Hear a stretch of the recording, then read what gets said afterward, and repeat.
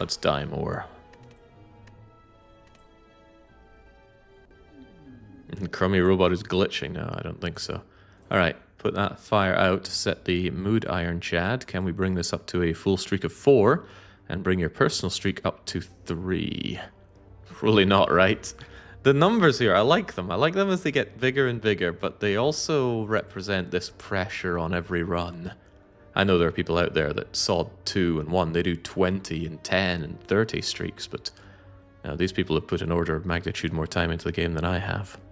Yeah, I could get there, but will I? Probably not. Alright, Ironclad, what do we go with? I do love a random common relic. I certainly do not love a downside for not an upside. And boss swap I've been turned off on the Ironclad. I've come to understand the sheer power of the burning blood. Let's see where the elites are, the merchants are, the rest sites are, and make a judgment call. The burning elite doesn't look that attainable, although we could do 3 regular encounters, go there and still have options. The upgrade before the elite does say maybe we can force it. It depends on how many potions that we get in the combat, and of course what the potions are. The elites are incredibly spread out. If I want to take on triple elite, I gotta take this far right path, which I'm not opposed to. I am envisaging a route like this, get all of the easy fights out of the way, and then if we feel like Spicy Town, we go to Spicy Town. If we don't feel like Spicy Town, we avoid Spicy Town, take more regular combats, and then we get an upgrade before we take on a couple of elites. Hopefully we find 1 or 2 potions, 1 good potion or 2 bleh potions, and they charge into the Spicy elite, and then we take on 2 more elites, or if that's somehow not an option, we can go shopping and kill other elites. Basically, it gives us the most options going this way. Well, the most options that I want to take.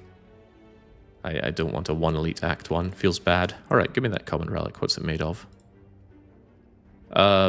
Is this just the same seed as last time? Last run, we also were offered common relic. We took common relic, and we got toy ornithopter. And I wasn't happy then, and I'm not happy now, because the toy ornithopter doesn't make you any stronger, it just gives you more hit points.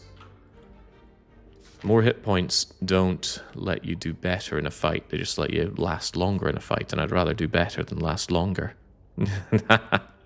Yeah, dream of us all, right, so let's get moving. You need to keep a list of the seeds at this point, it's bound to happen. Is this bound to happen, though? This is unfortunate. I'm gonna need 2 strikes to kill you next turn, and you're definitely attacking, so this is bad. And I'm taking that 7 on the chin. Also, right. I didn't play another strike because it was pointless to play the strike. I worried myself there for a moment. I could just triple block, which is fine. I don't like being weakened, but I'll be weakened next turn as well. Yeah, the alternative is that I bash you. And I take 3. I don't want to take 3. Might end up worse. Might. Could I bash strike you and kill you? I think so. Alright, life is good. Didn't take unnecessary damage there then. We only took necessary damage. Doesn't feel too bad if you take damage that you can't really avoid, though. Well, now this is a very difficult choice. Whirlwind is nice AoE. Certainly takes care of the Gremlin Gang and multi-slimes if we come across them, but pound for pound, it's less output than a strike. Perfected Strike is actually a pretty decent card early on. You don't like it later on, but early on this is a chunky amount of damage on 2 energy. And then there's Shockwave. Shockwave is great. Fantastic card. But it's very early for it. I think I have to take Peace Strike. Yeah, Peace Strike is the worst card here, but sometimes you have to take the worst card because survival is mandatory. How do you kill the Spicy Elite when you have a all your energy for 15 damage card? Or a Shockwave? If it's Sentries, they laugh at the Shockwave. If it's Gremlin Orb, he kind of laughs at the Shockwave as well. 16 for 2 still doesn't feel great. You're right, it doesn't. I mean, I'd rather probably have a... What is Heavy Blade? Heavy Blade, I think, is 12 for 2. 1, 2, 3, 4, 5, 6, 12. That's 18 for 2. Because the Perfected Strike counts as well. 18 for 2 is alright. I'm not happy about it, especially because we have other nice options. Maybe I'll take the Whirlwind just because. Just because is a pretty awful reason to take it. No, we need to kill the elite. Ugh. Ooh, Golden Idol. Don't mind if I do. I certainly don't mind losing 7 hit points that I don't even have, so yoink. Yeah, see? Damage we took was calculated.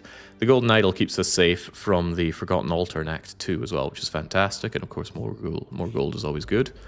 The dreaded Jawworm comes in to say, hey, taste my no damage, how dare you block everything.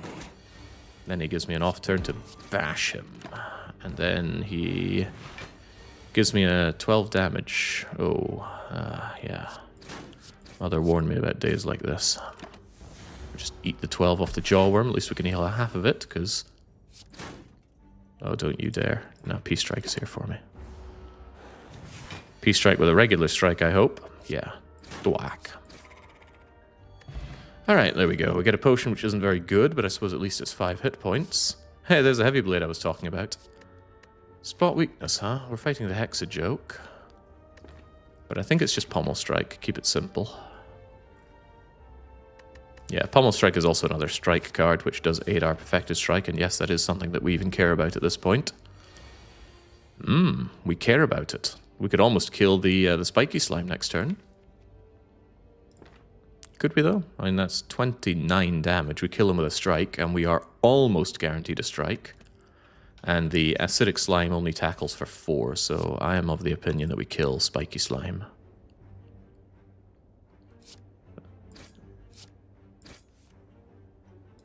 Now we are guaranteed that strike. Because we never draw 4 Defends and Sender's Bane next turn. It just doesn't happen. Doesn't happen. Calculated. I love being calculated. Yeah, 20 damage with a single card is pretty damn good. You have to look beyond this being a bleh card. You have to look that this is a lot of power compressed into a single card draw. Yeah, it feels bad, but it's still a single card that you can draw and smack your enemy for 20 or even 30 damage in one draw. And that is important. So's Blood for Blood. Oh god, Twin Strike. Are we actually just strike building here? Blood for Blood is pretty damn good. Although I would just mention the merits of Perfected Strike, I don't particularly want to make a Perfected Strike build because removing strikes is still strong. And also drawing 2 Peace Strikes is a waste because I can only play one of them, at least until we find some source of energy. That said, it will mulch whatever I come up against. Yeah, imagine getting Strike Dummy. Panda Box isn't so bad, it just means I remove Perfected Strike. If I had a second Perfected Strike, that makes life a little more complicated. I love Blood for Blood and I love Twin Strike, but which do I love more? The Blood for Blood is literally unplayable until I take some damage or upgrade it, although this could easily be the upgrade. The upgrade on Perfected Strike isn't too bad either. It's 1 extra damage per strike. 1, 2, 3, 4, 5, 6, 7 damage upgrade is pretty huge. But, you know, Blood for Blood also gets a pretty meaty upgrade. -1 energy and +4 damage. The upgrades on Pommel, surely later, not now. The extra draw is not particularly useful right now. I mean, what do I draw into with Pommel Strike? Defends and strikes. Not good enough. Difficult choice between Twin Strike and Blood for Blood. Blood for Blood takes off better later, but Twin Strike actually gives me output now when we are about to face Spicy. But if the Spicy is the... yeah, jeez. What could it be good for? Let's see, Hexaghost says Blood for Blood's pretty good. Alright, go on then. Cursed with Doubt. For a lot of money. That money plays relatively soon, but I still don't think I want this. Don't want that curse. Hope I don't regret not taking the Twin Strike here. But I love Blood for Blood. We have no enabler for Blood for Blood. Yeah, I can take damage, though, and it opens up taking a bunch of enablers for Blood for Blood. Right, so what could we be facing here, anyway? A lot of problems, no doubt. Oh, we've added no block to our deck, either.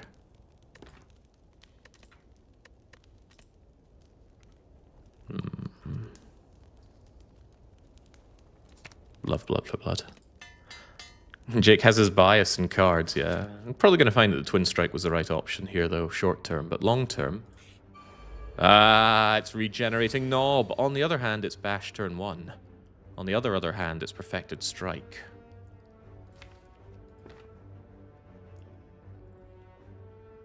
Is the Vulnerable worth 12 or more damage? Because if it's not, we just P-Strike, Pummel Strike. Straight away, it's 4 damage. Remember, it needs to add up to at least 12. It's 4 damage there, and it's 11 damage on Blood for Blood. Or 3 and 3 on the strikes. Yeah, we're probably glugging to stop him from vulnerabling us.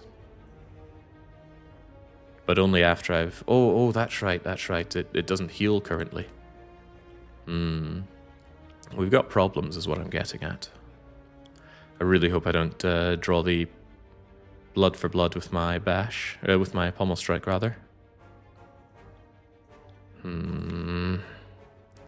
That 1 in 9 draw of Blood for Blood is tragic. You're just doing damage here, 29. So it pays off if I get Blood for Blood, right? Next turn. The expected value isn't actually there. Okay. Okay. He's regenerating, though. Ah, well, I said expected value and I get punished. Fair enough.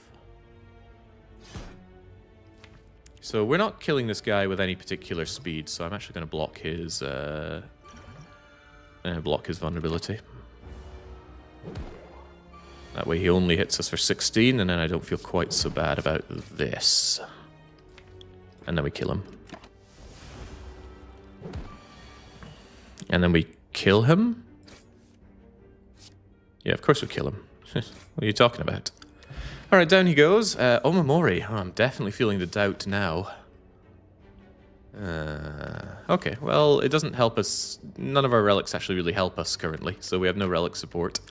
But in due time, they could all come and help us. Like with a second Blood for Blood. Seeing Red's not bad, because I have Blood for Blood, Bash, and Perfected Strike. There are plenty of ways to make Seeing Red play. Second Blood for Blood. Nah, I just want to take the one upgraded one and play it more often. Yeah, it's definitely the P-Strike build, right? Yeah, give me that Seeing Red. So I say we slaughter these 2 elites. We've got pretty good health. We're going to have a relic and an upgrade, and the upgrade is going to be on... I have no idea. At this rate, Bash, probably. Shopping's not a terrible idea either, but I'd like to get the upgrade in too.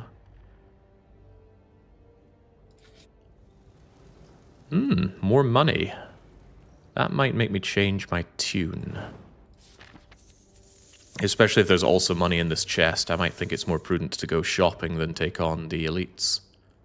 Which is a shame, but we'll see. Oh, big chest. Ink bottle. Let's draw. Ink bottle is also kind of annoying because it's a relic that I want to set up between fights, and it can just draw cards when you don't want them. So there's a really tantalizing situation where I just don't take the ink bottle because it's a really annoying thing. Yeah, let's draw 1/10 of a card. Essentially, it's half a card draw every turn, right? Death to ink bottle. Okay, now this becomes a lot less clear.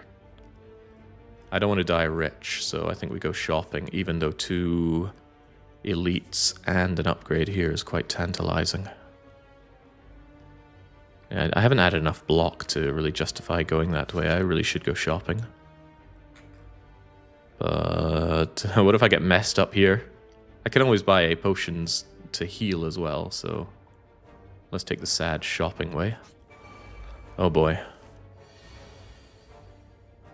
Well, thank you, Seeing Red, kind of.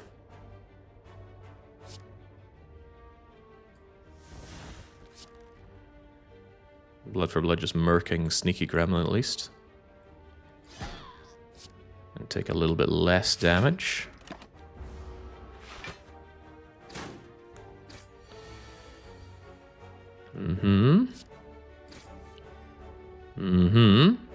That doesn't kill one of them outright, sadly. Killing any of them outright is a sad not happener, but at least 2 defense is all it really takes to defeat them. Or to block them, rather. Don't want to make them more angry just yet. This round might exceed 1-to-1 ratio of gameplay to setup. God, let's not be such negative nonsense around here. Besides, we've got you deader than dead. Strike, you say?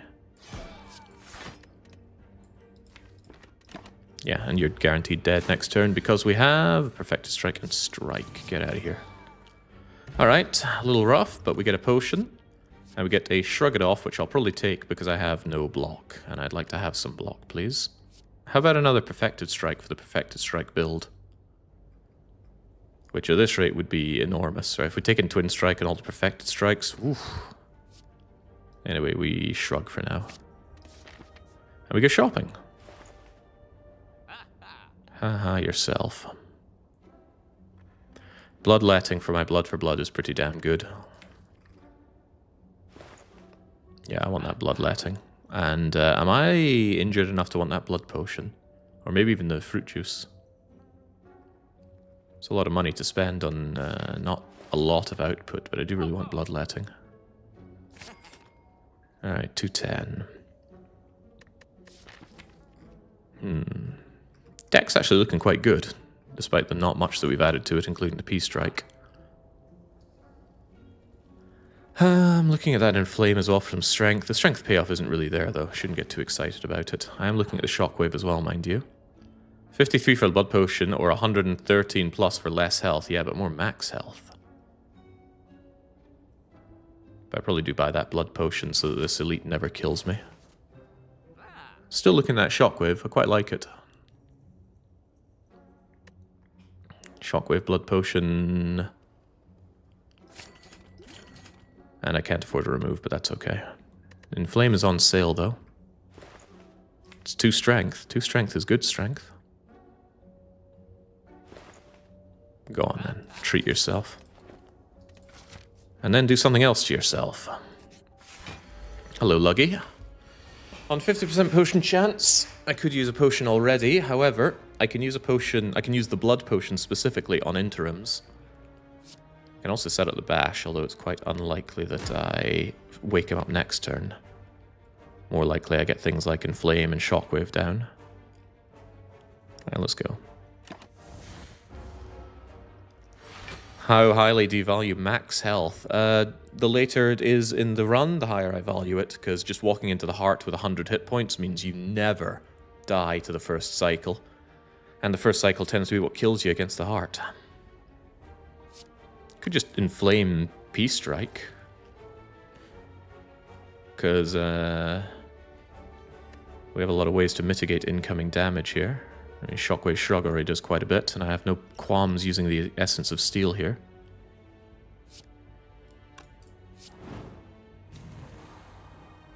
And that's pretty good damage. Pretty undeniably good damage to just open with. Because he wakes up next turn anyway, so... yeah. And so there we go, we get the Shockwave and the Shrug It Off. Shockwave already blocks for 5. And then the Shrug might even draw Bloodletting. Doesn't draw Bloodletting.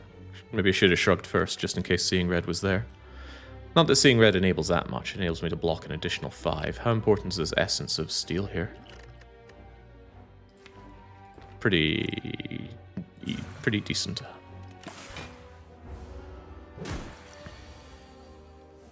So yeah, it blocks 4 and, well, 3. What do you have?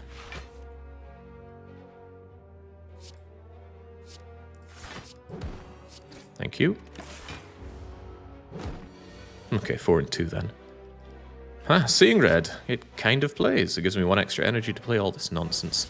Thwack, thwack, thwack. Wait a minute. It's okay, it's dead. Pretty good fight against Luggy. Down he goes. Auricalsum. How I love that, and I feel foolish for getting Shrug It Off. The defends are awful now, I want to get rid of them. Skill Potion, Replacement Potion, and I keep the Blood Potion. Dork Embrace, but also Hemo. but also another strike. Ah, jeez. There are a lot of situations where I want to take all. So Dark Embrace is really good late game. It's pretty foul now because the only exhausting cards are Seeing Red and Shockwave, and I suppose the Ascender's Bane. It's also too expensive to really play, and it doesn't help me with Hexaghost, so it's probably a poor idea to take it. Hemokinesis together with Blood for Blood's pretty hard-ass, though. Especially with Bloodletting there as well. Bloodletting could be something I play rapidly. On the other hand, Pommel Strikes are good. Draw is good, especially with Bloodletting. And of course it powers up that Peace Strike. But Hemo is big chunky damage.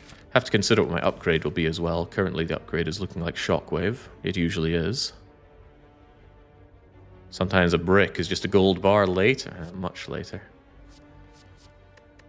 Really do like that Pommel Strike into potential Pommel Strike Plus, but it puts me on a bit of an upgrade deficit. Hemo doesn't need an upgrade. The fact that it hurts me aids my blood for blood already. Might not need help with that though.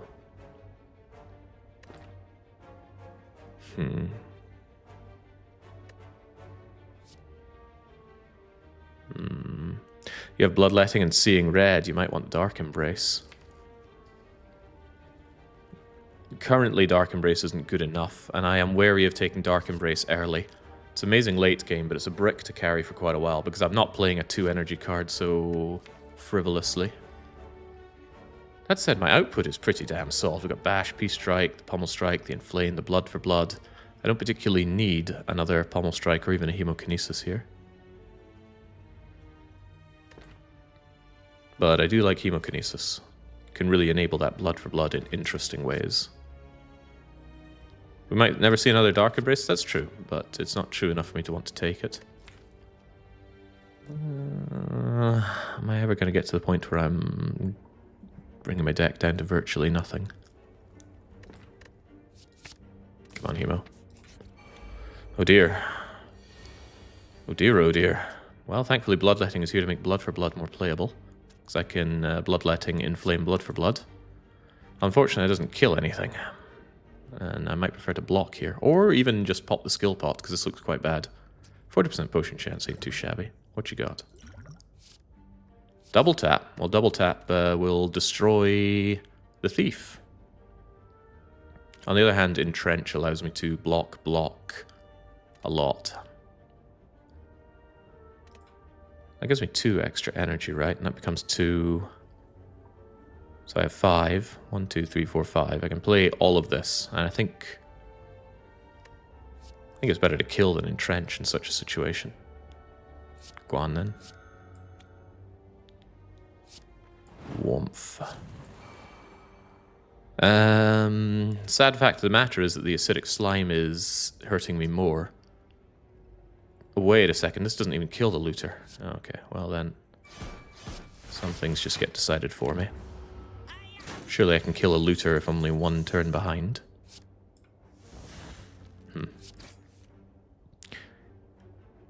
I kill you with this? 17, 8, and 8. That's 16, 17. That's certainly not enough. So I'm just eating that 11. Okay, I cannot escape the pain train here, it seems. Yeah, Peace Strike finish you off. Thank you, Orichalcum. Thank you, Peace Strike. Bleh, yourself. Give me back my gold. Oh, dual-wielding blood pots. Feel nae pain at all. That is, unlike a Dark Embrace, something I'm willing to carry around. Because it's only 1 energy to play. And it synergizes with the Orichalcum. If the exhausting happens at the end of the turn, of course. Hello, Acidic Slime. Hello, Acidic Slime's 18 incoming damage. Damn. Oh well. Good thing we're dual-wielding blood pots. All this energy and nothing to spend it on. 22 brings you down to 60, 50, 41. That does not split.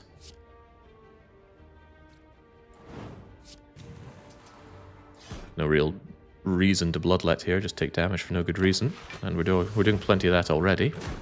Thank you, sir. May I have another? I think that's you weakening me, right? Yeah, I don't want to be weak times 2. So I guess I just unload.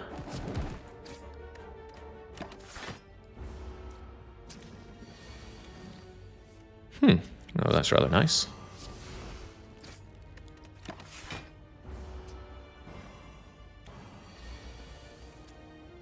And away you go, and away you go. Alright, staying alive, and would you look at that, another potion. So I guess I just chug this potion, heal a bazillion, and then contemplate. They're just regular attacks, and I've already bloated my deck up far too much. No exhaust, so no deal. We just skip these. Even though Twin Strike is strength payoff. And we contemplate the upgrade. I said probably Shockwave. I'm still saying probably Shockwave. Tons of Vulnerable. Tons of Vulnerable is quite nice. Hey Jake says, Lysurism. I'm a long-term YouTube viewer here. I was there for the first ever 2 hours of Hell videos. I'm glad to finally catch a stream, even if it's an inopportune hour to Australia. Yeah, I don't stream at very good Australian hours, but there's a reason for that. I hate Australia. No, it's not that. It's just because I'm over here in Europe. I'm far away. Alright, let's go. Blood for Blood was amazing here. I love Blood for Blood. Look at what this card does. It does 22 damage for 0 energy. That's intense. Name me another 0-cost card that can deal that kind of damage. And you're not allowed to say Dual Cast Plus. That's cheating. Let's go. Hello, Hexajoke. Oh, would you look at that? I have a lot of health, so you're going to hurt me, but what if you hurt me a lot less? And I mean a lot less. There we go. Life is good. 3x6 when I'm on 50? What a joke. That said, I am eating that 3x6, so maybe the joke is on me.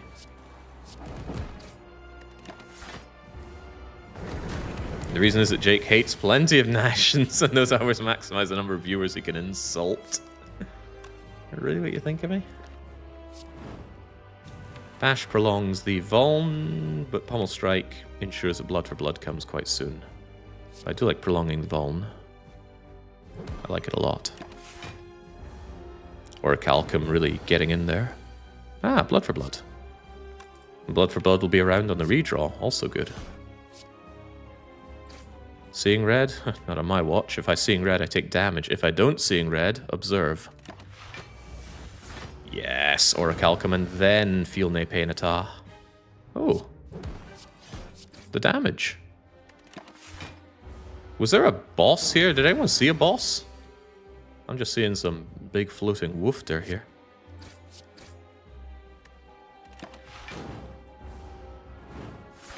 He is powering up though, but so am I.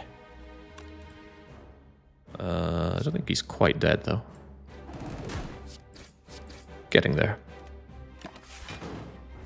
Oh, I've always wondered if you could quickly drink if you make a mistake and you're being attacked, but no, it blocks out your ability to chug while the enemy's doing its thing. Anyway, we do our thing. Yep. Nicely done. Preserve the potions. Ooh, options, and I like them all. Exhume can bring back Shockwave. In a pinch, it can bring back Seeing Red. Corruption, Feel No Pain, on the other hand, combo of the gods. Making me feel very, very bad about ditching the Dark Embrace. Yeah, Corruption lets me slim the deck down very, very swiftly. And then we just Blood for Blood over and over again until our opponents are dead. Suddenly feeling very bad about adding Hemokinesis, especially with Bloodletting here, but... yeah, and the strikes and Perfected Strike have got to go. Alternatively, Fiendfire is just one big, massive strength payoff, thins the deck down, but no, it's Corruption here. And some energy to go with Corruption, please. I see. So the only energy is Busted Crown, and yeah, you better believe I don't want Busted Crown. I mean, Busted Crown should give you 2 energy, given how big the downside is. Or at least only remove 1 card, not 2. It's just a foul, foul relic. Easily the worst boss relic. It's not even close. Right, there's Busted Crown, and then there's Sozu, and then there's everything else. Maybe I throw in Runic Dome as well, just because I hate Runic Dome. Golden Idol and Omamori could go fishing for Bloody Idol in Act 2. Not something I'd often go fishing for.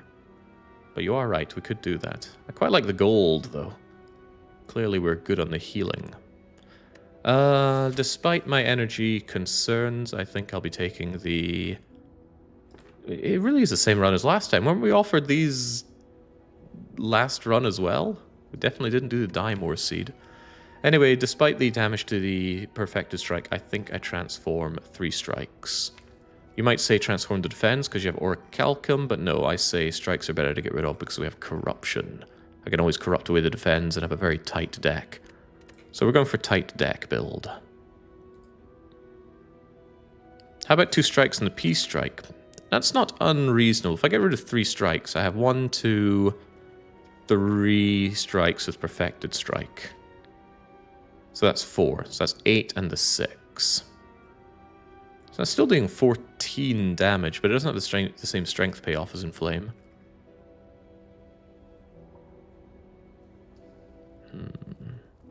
Will you be in the Slay Spire 2 train day 1? Absolutely not. The game is releasing into early access. I don't touch early access games, and I don't have confidence that it's going to be as refined an experience as Slay the Spire 1 is from the get-go, so I'll wait until it has its 1.0 release before I jump on that particular train. Peace Strike is still more dense damage than anything else, and since we lack draw in a big way, it's still better to have this chunky damage card so that if it draws with, say, Bloodletting, Seeing Red, Ascender's Bane, at least it's more payoff than a strike. Speaking of bundling together with a Seeing Red, this is great though, these are 3 skills, and you know what skills do? They exhaust. Also Warcry Plus, And we get a block card. Okay, not bad. Certainly not unhappy about that, but I'd like that corruption coming in early. I would even bottle the corruption given half a chance. We saw bottle lightning, but we haven't seen bottle flame or bottle tornado.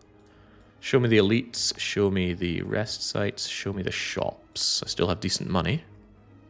Well, not amazing. Maybe calling it decent is a tall order. That's a lot of event fishing that one could do. But it's not a lot of getting stronger in the run-up to this. What if we do go early shopping? What am I shopping for? Removing another strike, getting things that work with corruption. These are all good. Getting a way to draw, like a battle trance. I have options to cower out of this. I would like to not cower out of it, especially with a blood potion, another potion, an ornithopter, even orichalcum for if defense completely fails me. Because yeah, we can go elite, rest, elite, triple elite path, and that gets me front-loaded shopping, and we can hunt for events. And that's 2 of the easy pool fights before the elite. That's also quite good. Aye, sure. Braw shots, the spherical guardian. Unfortunately, I don't have much to show for this turn. I have a strike. Yes, would love a bag of preparation. There's the idea of bloodlet to make my blood for blood cheaper already. I mean, that's 3 damage for dubious payoff. Very dubious payoff, but I've already drawn my block here. Would love an ice cream as well, just adding to the list of things that I could really do for this deck. You know what? I'll do it. I'll take a chance. Take 3 damage for no good reason. Payoff.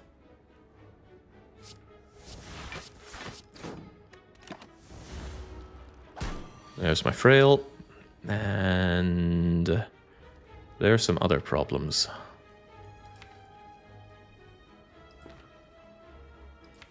Well, the blood for blood didn't show up, huh? The shockwave is doing nothing here because it's got artifact up the wazoo. Well, the other things I can do are few and far between here. We're getting rather ravaged here, unfortunately. I could Hemo, Pommel. Pommel could go into anything and it would be playable. That means corruption is out of the question, huh? This fight could get ugly. I think we have to do the damage, though. Shrug into blood for blood? Ah. Oh well. I was I was warned about these days. And you're still not dead, of course. Being dead would be too good for me.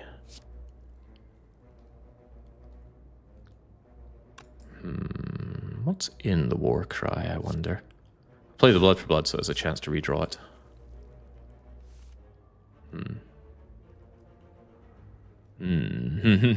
Continuing to take a lot of damage here with very little to show for it. Yeah, whatever I put away, I'm drawing anyway.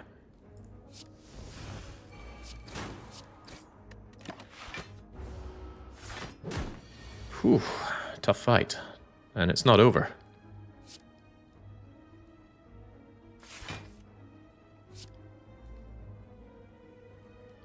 I have Feel No Pain, and Feel No Pain can actually play here, thankfully. Shockwave will block 3, but Bash will advance the fight.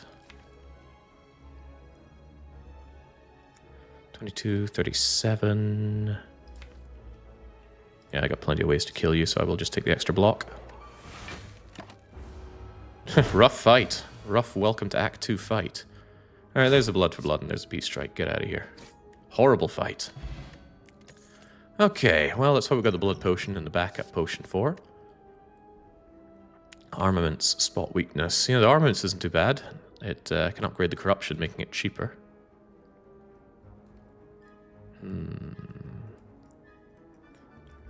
Yeah, Slay the Spire 1 was born of a lot of, or rather refined of a lot of gameplay data they have. They believe very heavily in their telemetry. And rightfully so. I am contemplating that spot weakness, but we don't really have a strength payoff right now. If my strategy is just to blood for blood my opponents to death... Hey, look, we're fighting Automaton again. Really is the same seed. I don't really like any of these that much. The armaments I'm seeing an argument for, but is it a good enough argument? Without any additional draw, it's a harder sell, and I would love some draw in this deck. I'm going to skip. Oh no, match and keep. There are 4 curses here. Oh no. Oh, thank God. Alright, we're safe. Exhume is the rare card. Decay is the other curse. I don't want to bash. I might want to disarm. And then finally, I don't really want Twin Strike either. What a waste of time. Thanks for the empty node, but at least it wasn't a curse. Now, I know we have Omamori, but I didn't want to use up my Omamori charges on Diddley. You chanced to the Parasite? The odds were low. Very low that there were 4 Parasites. And given the Omamori, I was willing to take the chance to explore more other cards. There was some actual thought in my head there. No! I want that Horned Cleat and I can't have it. I want that Second Wind and I can have it. Strange Spoon will save cards, but you usually just want to exhaust them with the Chad. Yeah, the options here aren't bad. I would really quite like Second Wind and Evolve. The Evolve doesn't play currently, but if I find a power through, it certainly will play. Spoon with Corruption? No, you often want to exhaust whatever you're corrupting away. Often, not always, but more often than not. What is the meaning of common card drop chance percents in the info mod? Numbers don't add to 100%. Yeah, they don't have to. What this means is that in the next combat, if I fight a regular opponent, there is a 1.9% chance that I'll find at least 1 rare card in the rewards. A 75% chance I'll find at least 1 uncommon card, and a 94.9% chance I'll find at least 1 common card in the rewards. And then for Elite, the good stuff is boosted up. Yeah, they don't all have to add up to 100%. These ones probably do, though, because the question mark has to be something. 50, 60, 70, 80, 90, 100, yep. If I take Second Wind Evolve, that's $132 dues down the drain, leaving me with 132, 200. Yeah, I can still card remove if I take these 2 cards. Do I want to? The reason I'm thinking about Evolve is we might not find any other draw cards. Of course, the Evolve could never play as well. It's a bit of a brick if it doesn't. Is there a mod that shows that? Yeah, here's my list of mods. I also have this on the on my Google Drive that has a lot of information for most of the games that I streamed. Most of them? No, definitely not most of them, but a lot of the games that I've seriously streamed.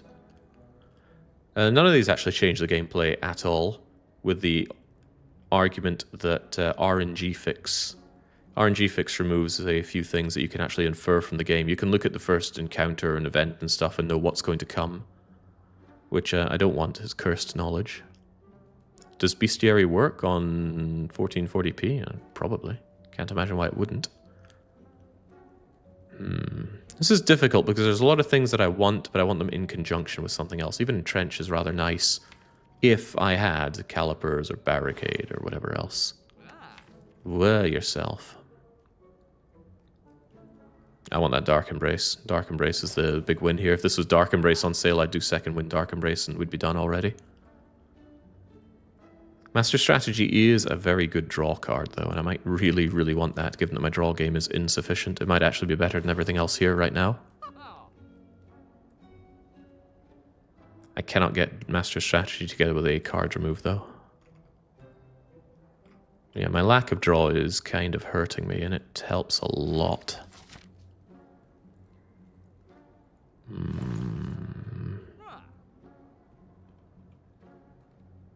That's so much money to burn. But we burnt it. Ah, free relic. Ah, the Maw Bank, after I went shopping. The small bank could turn into a lot of money if we survive long enough with it. Excellent. Nice to see the Omomori actually paying off. Alright, this flame barrier is pretty immense for this fight. Unfortunately, only one of them is attacking. But the one that's attacking is in for a rather bad time. It's going to take 6 times 6, so it just dies. Love it when they die. Of my potions, I think I'd rather be rid of the skill potion. Ooh, corruption. Feel no pain and corruption together. What a combo, right? Wait, these guys mean business. They really want me dead. Even if I do corrupt, there's not a lot of terribly good things I can corrupt into. How about we Warcry first and just see what happens? Because then we know what's coming. Doesn't solve my problems. It's quite the opposite of solving my problems.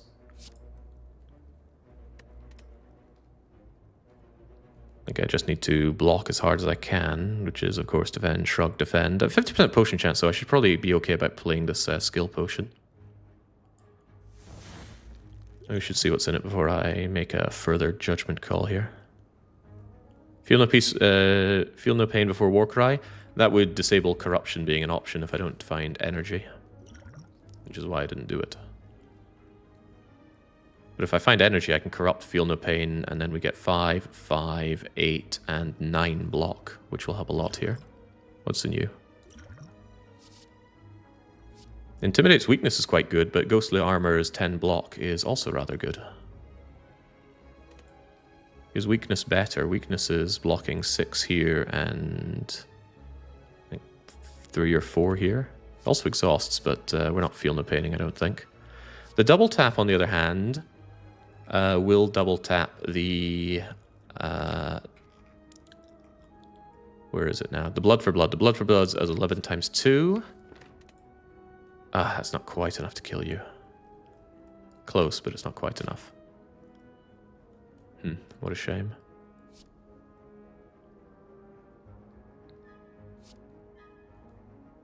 No energy for the attack anyhow. Yeah, you're right about that too. What am I doing here then?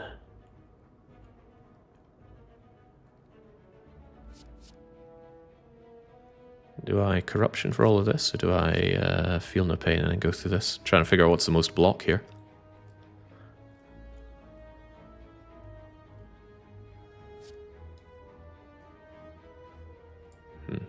Why am I having such a hard time figuring this out?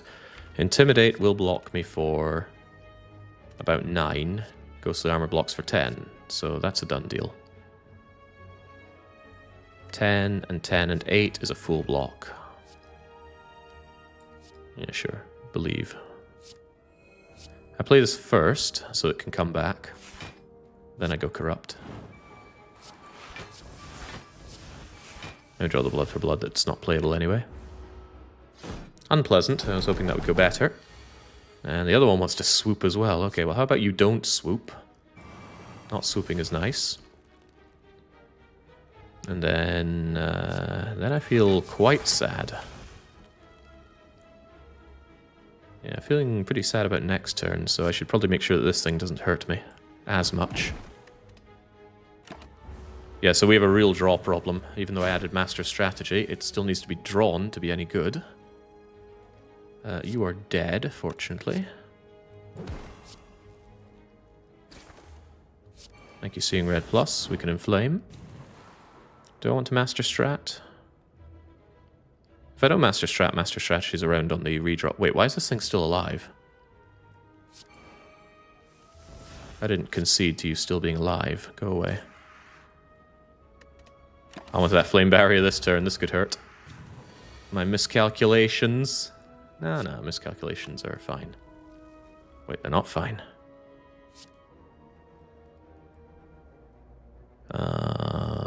Yeah, it's slightly better to play this than not.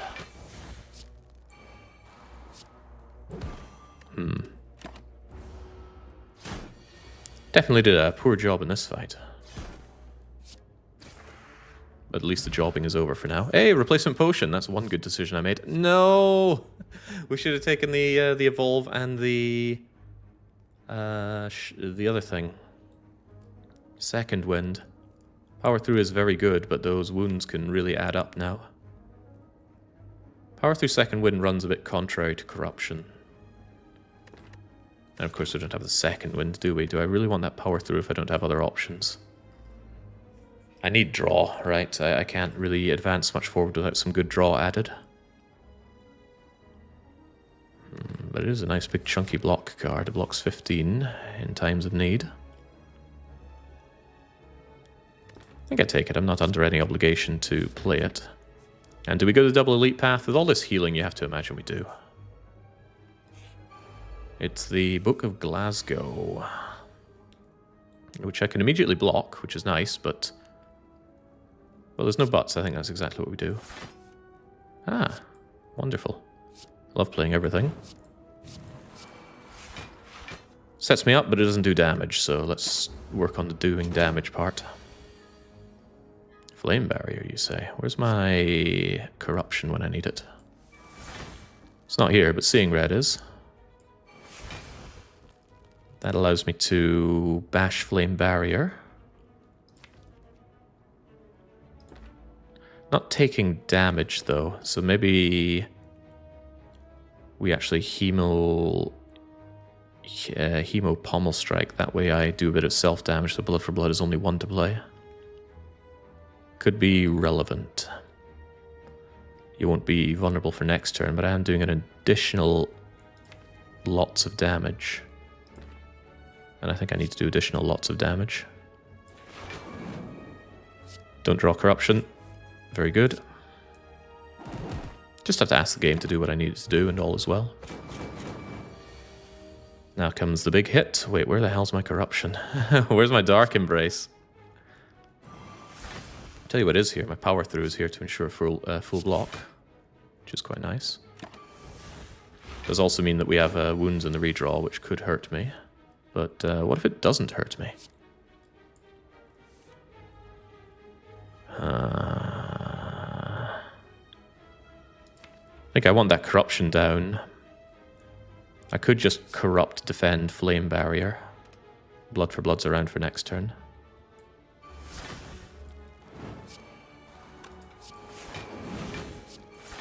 Alright, this fight's getting out of hand, by the way, because I'm not hurting this thing. And he's certainly doing his utmost to hurt me.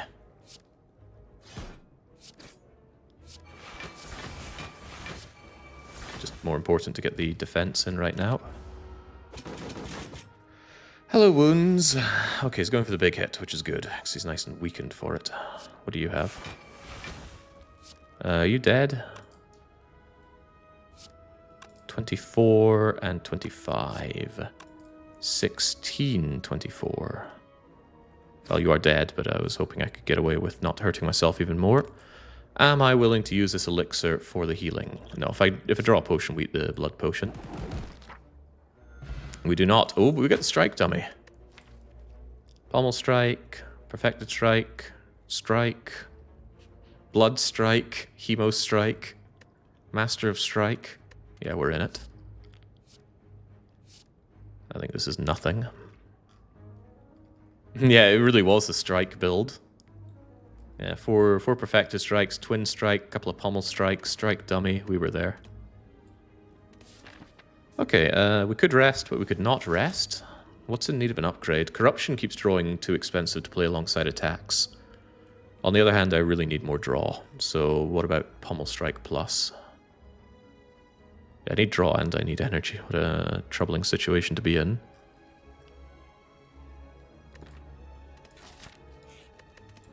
More gold, your majesty.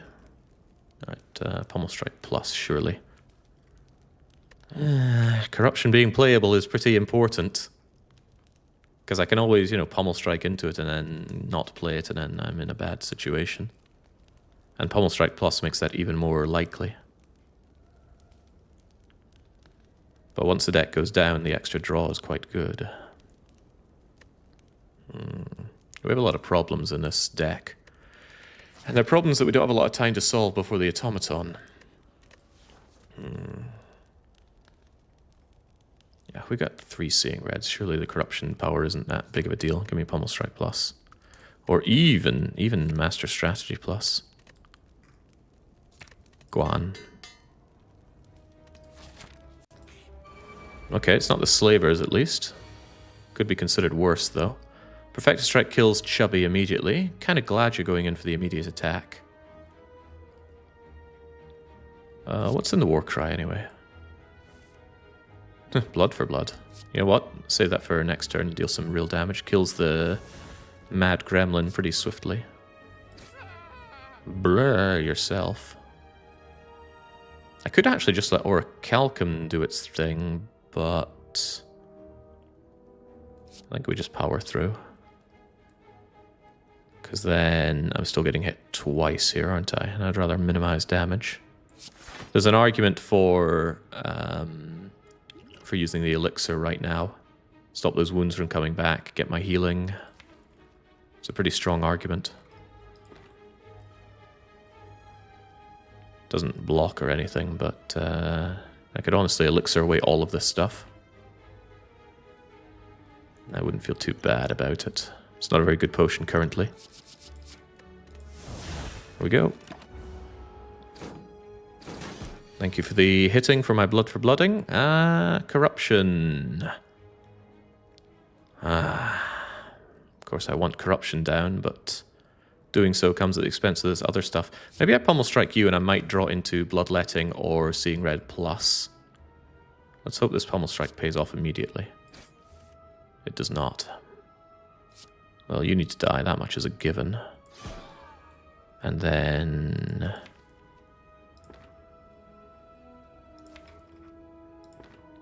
you're resummoning. In that case, Inflame might be considered better.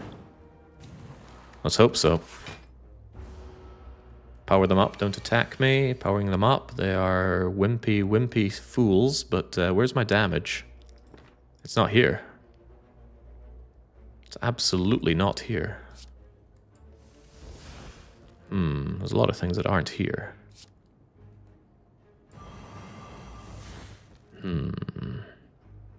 Shrug could draw me a defend, I suppose. And then I guess I bloodlet to defend? What a horrific situation. No, we don't do that. That's stupid. We kill one of them. And I wish I had played my crappier seeing red for that. This is going quite grim.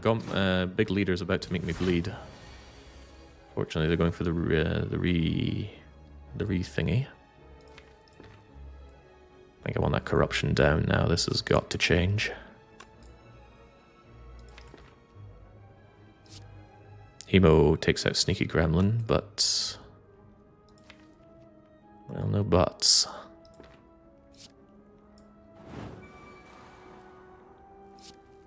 Draw a card.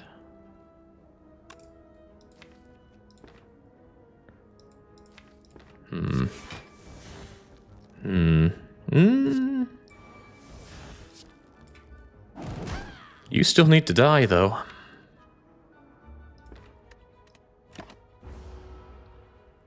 Corruption's overdue an upgrade. I know, we just got the thing. Right, this fight's starting to get extremely out of hand.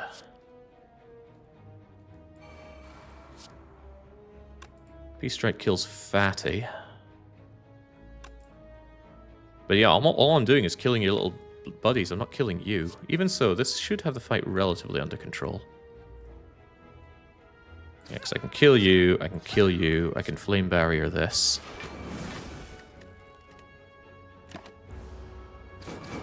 Stop hitting yourself, Gremlin Bleeder. And get bleeding. 28 damage or 16 and 16 damage? Riddle me which is better. Alright, tough fight. Real tough fight. But it's over. Phew! That was the second of the 2 elites, right? Yeah, Act 2 elites are scary. Oh, wow, even more money! The money build is here! Very smart using the potion. Yes, it's here! Okay, okay. Corruption, Dark Embrace, Feel No Pain is a real good wombo combo. We just need to draw them all and play them all as soon as possible. And don't get me wrong, this is tempting, but phew, we don't not take that Dark Embrace. I already got the key from the chest, so we can have whatever this is, which is Pen Nib. I struggled a bit on damage output, so that's very welcome. The money is really making me tempted to go to the shop, but we should go here. We should not die on the way here. We should die on the way here. Buggery. Well, I think we're chugging those potions. When in doubt, glug.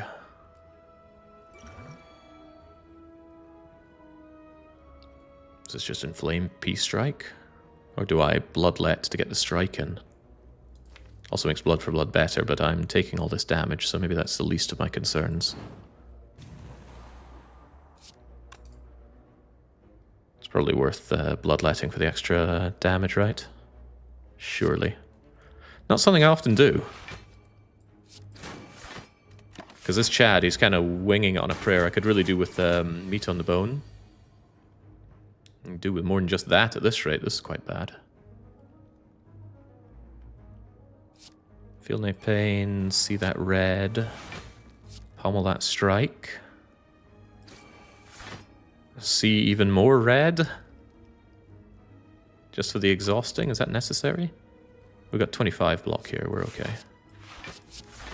And now you give me an off turn to debuff me. And then you probably die. You probably die. You probably... Thank goodness, there it is. Yes, time for you to die now. Whew. Starting to think that the Bronze Automaton is going to ruin my day. So I need more than just good luck here. Disarm is nice, but it's not the answer. The problem is neither are the other things here. That said, Disarm gets rid of a bit of his artifact, which otherwise I'm very, very poor at stripping. I need to bash and bash and bash to get through the shock, to let my shockwave land. Which is quite bad. Don't want to die rich. I might have to go here.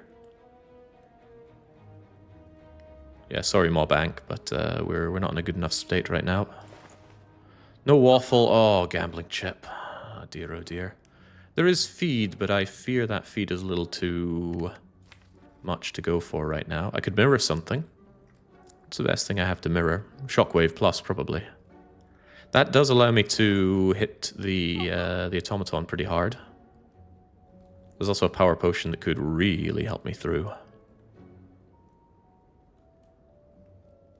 Could buy the mirror and 2 potions if I forgo the feed. And I think I have to forgo the feed. It's good long term, but the immediate threat is this Automaton of fun. Mirror the Master's strategy. If I say draw is my problem, then mirroring Master's strategy is a pretty good idea. That's a pretty good idea. It's not Master Strategy Plus, which is disheartening, whereas Shockwave is Shockwave Plus. Ho ho. Yeah, go on. Can't go wrong with 2 Masters. So I think I just chug the Blood Potion and buy 2 potions. Thank you. Power Potion being one of them. I'm forced into this elite, which I might regret post-haste. Do I take the Strength Potion? Do I take a remove, actually? Removing a strike is quite good.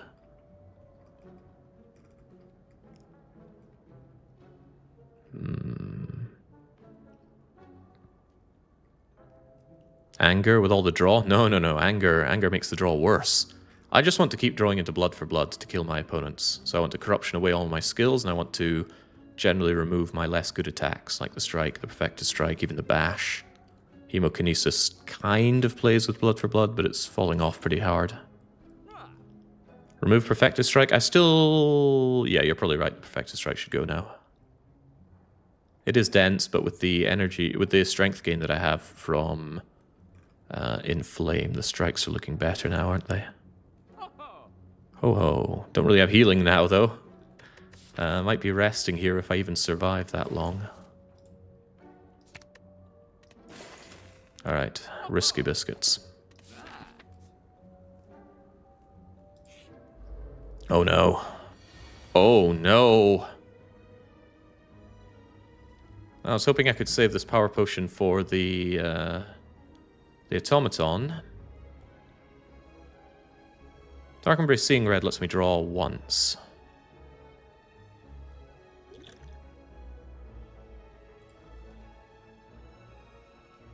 But maybe I need my power immediately. Barricade certainly isn't it. Juggernaut might actually be the answer here.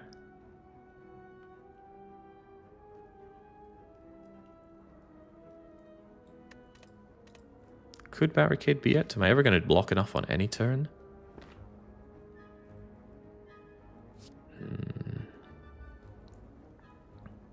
It's tricky.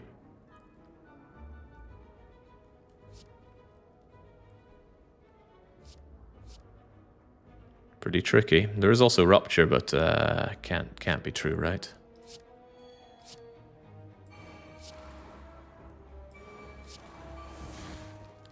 Well, that helps a whole lot. Right, thank you. Power through also helps a bit. Well, there's my corruption. I think I'm going to need that right about now. Alright. Could also master strategy to give myself some better idea of what we're drawing into, though. Because it could be energy. Yeah, there's a Seeing Red for energy, which means I can feel no pain first. And maybe wish that I had Barricade, but yeah, we feel no pain first. Then I can Seeing Red. Now I can go Corrupt.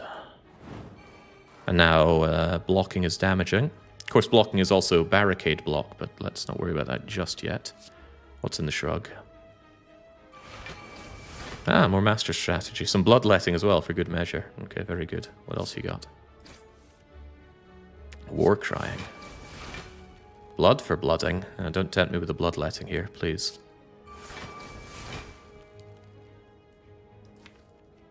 Might have to be tempted with it.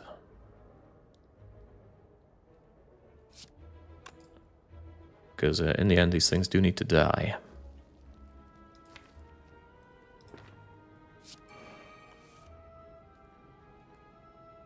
Put the strike away for now. Oh, right, it comes back anyway. Oh, well.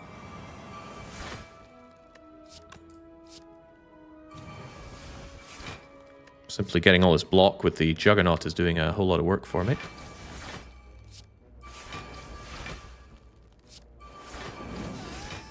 The goal is, of course, just to kill them right now, by the way, if you can't tell. We know this is what's coming. Really don't want a blood for blood, but I have no more energy, do I?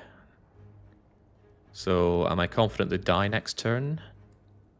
Not really, because I could draw Bump Kiss with all the wounds and then still die, which is unfortunate. The Juggernaut only does 5 damage to them. So do I take 3 damage and guarantee the win? Or do I not take 3 damage and take a chance? They're going to take, let's see, 6 and 6 damage. They'll be down on 30. You're very close to dead. Then I can Pummel Strike, and you'll be weakened, so I'm pretty confident that we win anyway. So let's leave it at that. You don't weaken me either, which is quite nice. So yeah, in comes 5 damage. The Orichalcum will block anyway, and yeah, that's what I was worried about, but you go away. Yeah, I was worried about those wounds. Not to worry, though. Again, Orichalcum has my back. And now you die. No need to risk the extra bloodletting damage. Close. And yeah, the power potion did save me. Unfortunately, no replacement potion. And no card that I want here. Okay, we are on a prayer here. And we have to take on at least this fight. Chosen. To think I managed to get so far without seeing Chosen. Alright, more options, please. Corruption's a pretty damn good option. Great, what's in the shrug? More Master Strat. Yeah, I want... what do I want? Dark Embrace would be nice.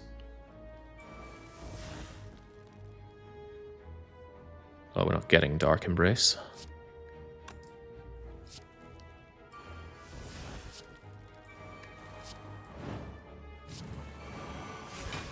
Am I willing to Seeing Red for that strike?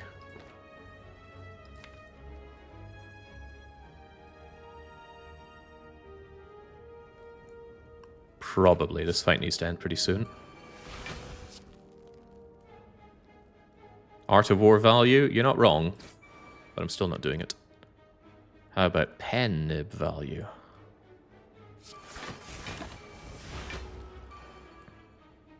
Yeah, I'm suffering, I'm suffering. Don't you worry, I can feel the suffering.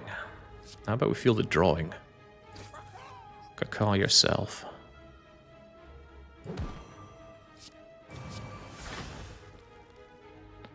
Not going to bloodlet for the strike. Am I going to regret that? Not with power through coming through, come on.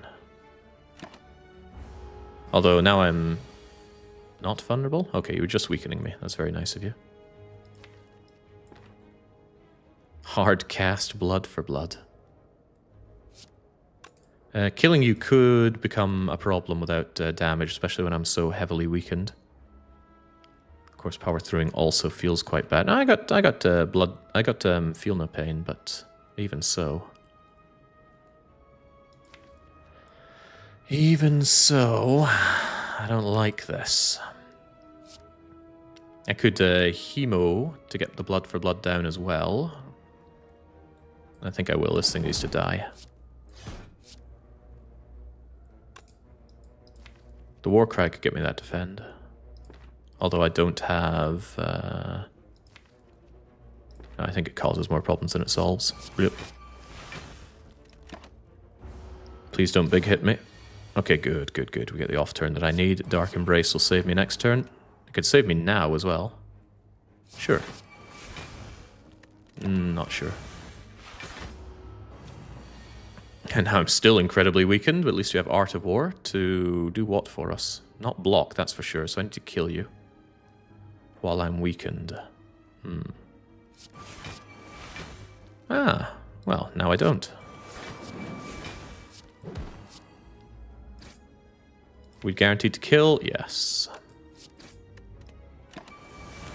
Whew, I gotta say, Chad is dancing on the knife edge here. Headbutt could be quite good. Headbutt something important that I missed earlier, like a Corruption or the Dark Embrace. But it is another real attack. Headbutt blood for blood, though, is pretty big. Plus, it's got a plus on it. only had Bloody Idol. Imagine the value. I am imagining the value, but I don't have it. Do I take the risk that this is Colosseum and kills me? Of course I do. It's the face trade, which could also kill me. I've already done the trade for the chest, so if I get Enloth's Hungry Face, it doesn't end the run. I don't like being weak on turn 1, though. I don't love losing 6 hit points either, so do I just skip this? Because the downs are really down. And the ups don't really help me here. Yeah, I think I just leave here. Normally I would take the face trade in a heartbeat, but this is not a normal time. I really want the healing. I really, really want the healing. So, how do I beat Automaton? Need to seriously consider that. I don't have Evolve, I don't have Medical Kit, I don't have good Exhaust. If I play Corruption, I lose all my everything and then he kills me. So, how do I kill this thing?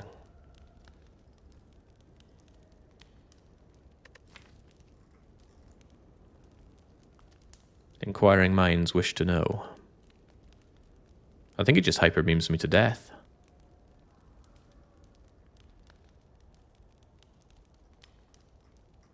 Yeah, because even if I blood for blood like nobody's business, he's still gonna smack me, and I don't have a good way to block him. Don't have a way to block him, period. So I think we just die, even with amazing draw.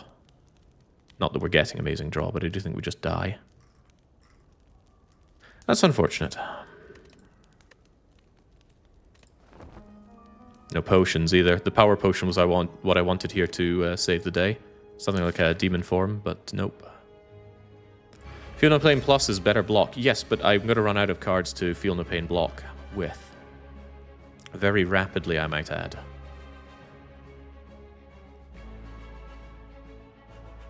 And with only 3 energy and no real way to get more energy outside of Art of Warring, it's not like I can just keep playing my block cards, even my good block cards like Flame Barrier. So yeah, I don't really have a solution here. What's in the Warcry? Yeah, medkit for the wounds, or the second wind that I passed up would be pretty good. I want to start bashing through his artifact immediately. I might want that Flame Barrier next turn. Which would mean no pommel striking. Bit of a waste of seeing red then.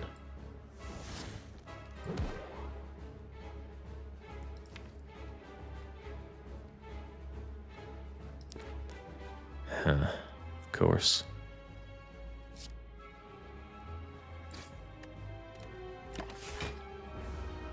You should corrupt ASAP, right? I'm not convinced, although it's kind of taunting me right now.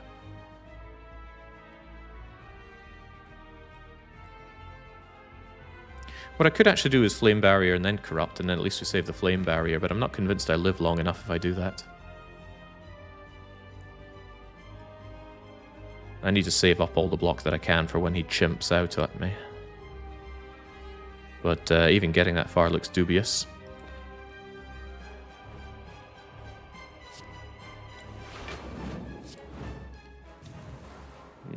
I could Bloodlet just to cheapen my blood for blood. But as it stands, I'm going to be taking one little nick here anyway. Yeah, I also think this is lost. I just don't have a way to scale my way out of this fight. Oh, right, my master strategies. Those are very useful, and now they're gone. Because you'll take the other one. Dark Embrace is here at least. That is quite handy. Then I get rid of another one of your thingies there. This does not achieve anything right now. Yeah, the other master strategy is gone, which is very, very sad. Yeah, I think I'm just toast, man. What am I to do? Didn't play the strike. I wanted Art of War for next turn.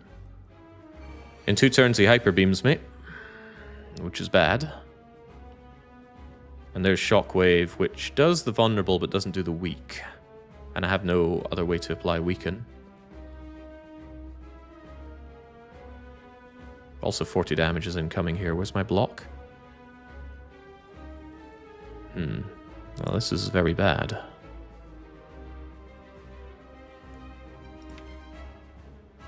Just extremely dead is the problem here. Even if I feel no pain shockwave, that actually gives me less block than just Auric Alchem. Headbutt Seeing Red, I have no draw.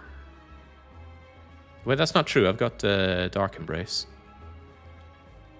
If I headbutt the Seeing Red plus, and then I play Shockwave, we can get the Seeing Red plus, but then what does Seeing Red plus allow me to do? Gives me 2 additional energy.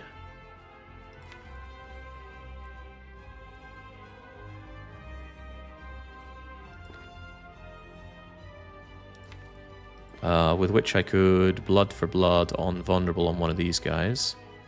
14 and 36 is 50. Well, that could kill this bat guy and get me my Master of Strategy.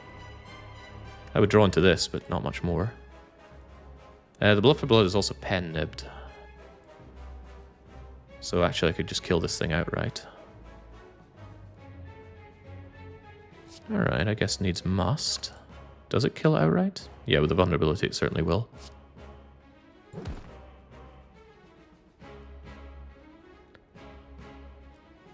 Could I make do with just Seeing Red regular without plus?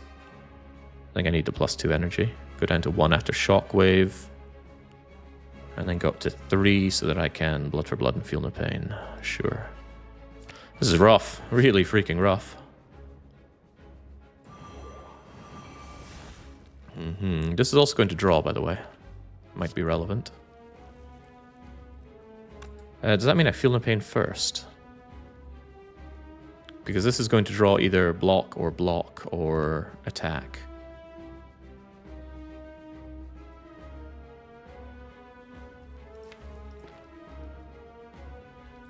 Well, I'm going to want to Blood for Blood regardless, so no. No, we don't. You just get out of my face. And then we have Master Strategy, which we could use now. For what, though? What could Master Strategy get me? It has the risk of drawing me Corruption, of course, which would be bad.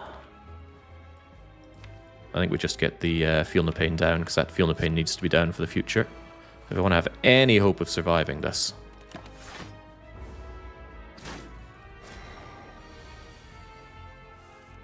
Okay, hope. We did redraw the Master Strategy immediately. We need to defend next turn like nobody's business and then somehow Blood for Blood this thing to death. Don't know how that happens, but I'm sure we can find a way. Well, there's not Corruption, but anything I exhaust has a chance of drawing me Corruption right now.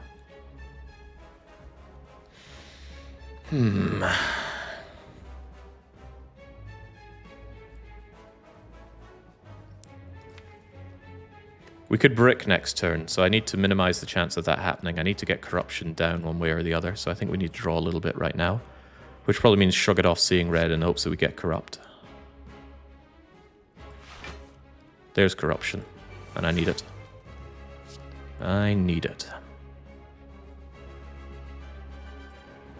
Alright, have at. The Defends will draw, the Pommel Strike will draw, so hopefully we can draw enough block next turn. Beyond that, though, holy crivens, killing this thing will be tough. Yeah, I already don't have a lot of skills in this deck, which is a problem. A lot of my skills just go away naturally. You've got one of my Master Strategies, which could be relevant. Alright, so now I need to mass up all the block that I can.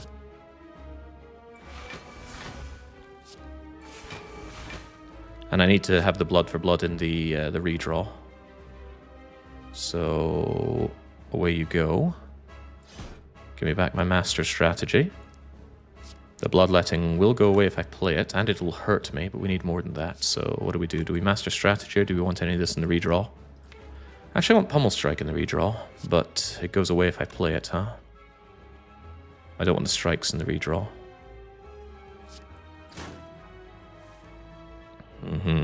Yeah, I need to mass all of the block that I can. Just we see a skill, we play a skill, I think. I can headbutt the Pommel Strike. Could be relevant. Because there are no skills to redraw here, and I may need the extra draw.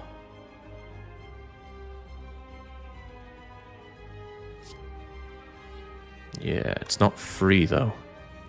Bloodletting will give me 2 more energy, but it still isn't free.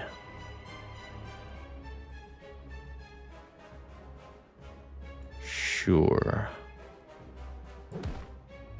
Hopefully not stupid. There's the Pommel Strike, of course. Get me all of the bleeding cards. And the block. That power through is a problem for a lot of reasons. But this thing needs to die, and my best way to kill it right now is blood for blooding and Pommel Striking. Because the Pommel Strike will redraw it.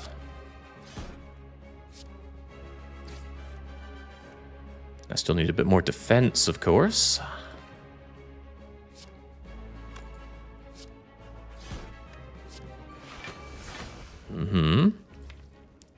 I can headbutt the blood for blood and draw into it. We are alive, so we have that going for us at least. Stay very alive. Alright, I think we have it. I think we have it. Ah, that was not what I was after, but I could still go a little bit further. Wounds or no wounds. Blood for blood.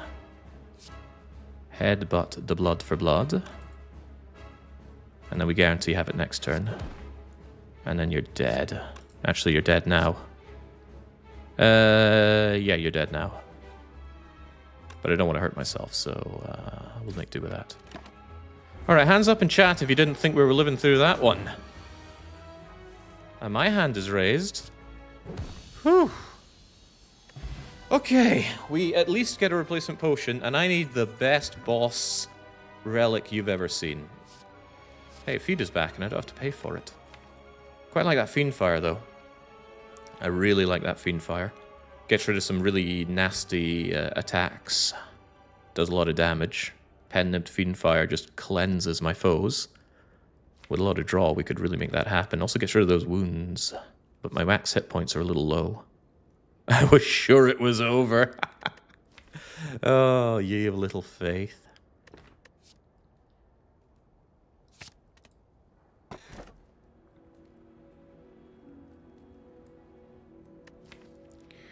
Let's think about this reasonably, right? Those master strategies get a lot worse with Snecko, but Corruption, Dark Embrace, all the skills get better. Blood for blood gets messed up. Fiendfire gets a lot better. Even power through kind of gets better because those wounds aren't quite so bad. The Snecko attacks could be outrageous. I don't have good healing outside of my burning blood. Corruption makes those master strategy just as good as they usually were. That is true, but Corruption still needs to be played.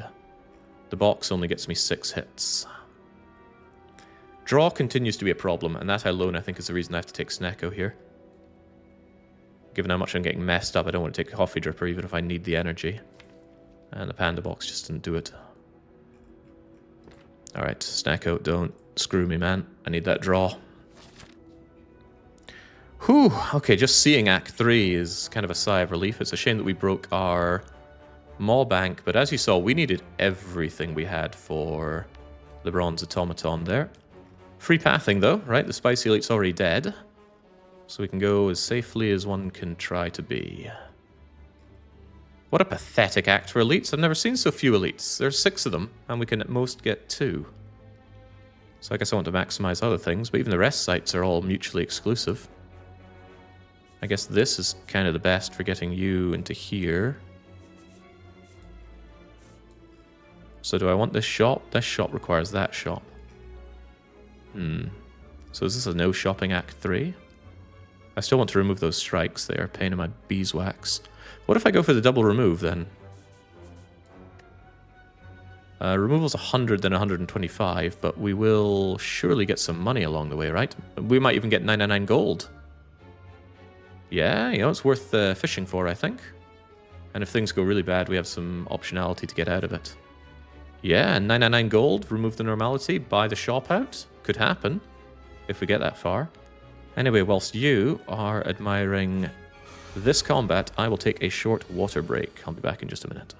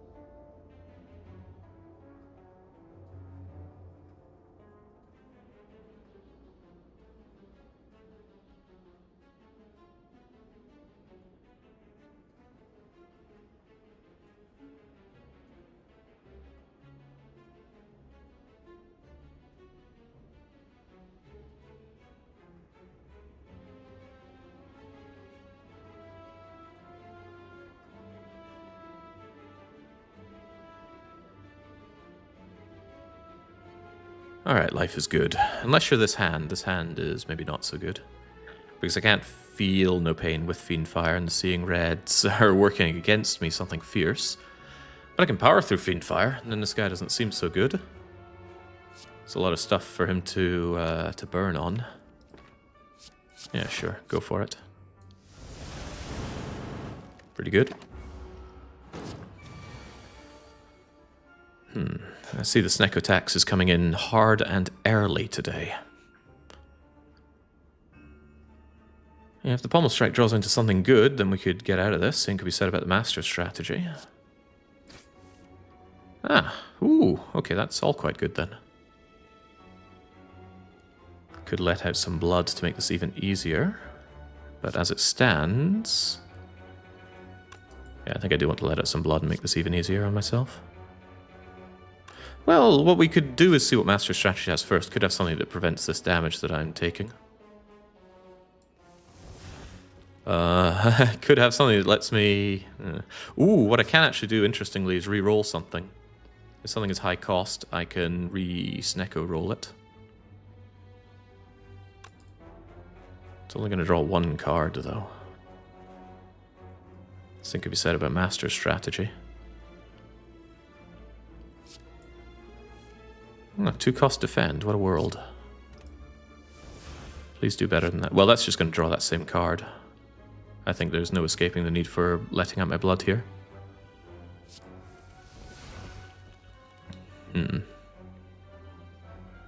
Well, I tried so hard and I really wasn't able to mitigate this damage. Or was I? Hemo blood for blood will kill you. Yeah, sure. Just get me out of here. Thank you. No side quests, right? Just my pen nib. A blood potion. Wonderful. Dual wield. Potentially wonderful. Potentially not wonderful. But I can always dual wield my blood for blood plus. I can dual wield Fiendfire. I can dual wield anything that's low cost with Snecko. That has never let me down before. Surely it won't let me down now. It's just we don't have dual wieldable stuff that can pay off massively, do we? Nonsense. We have Feel No Pain, we have Inflame, we have Dark Embrace. That dual wield has to pay off. Can't not pay off. Plus it's 9 gold, which could pay off right now. Oh, that's annoying.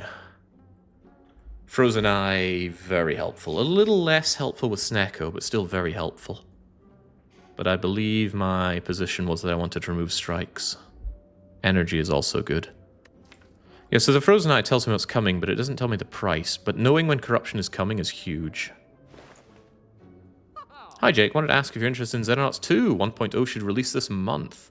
I am interested in Xenonauts 2 1.0, and I wasn't aware that it was coming this month, so thank you. I will probably put it up for a long play candidacy vote. I played the game, I think, a couple of years ago when it was first available. I don't normally play early access, but come on, I was coming off of my Xenonauts Insane run. Of course, I wanted to check it out. And I was very unimpressed, so hopefully a couple of years have allowed it to mature better. I'm very unhappy buying Frozen Eye, by the way. It's really annoying relic to play around with because you're constantly checking your draw pile. But its strength is enormous, especially when I have set up things like Warcry and a couple of master strategies, so it is done. It's going to be even more annoying if I can't afford the removal of normality. Well, no, I will be able to, of course. Be able to remove one of them. Oh, wait, no. If normality is here, we remove, then we remove again. Yeah, just believe. Havoc is actually very takeable now that I have my Frozen Eye. You have Omori. I have one charge of Omori. Oh, exactly right. One of them goes away with that. I see what you're saying. So yeah, Water Break just clearly got rid of all my brains there. Really am contemplating that Havoc though, but...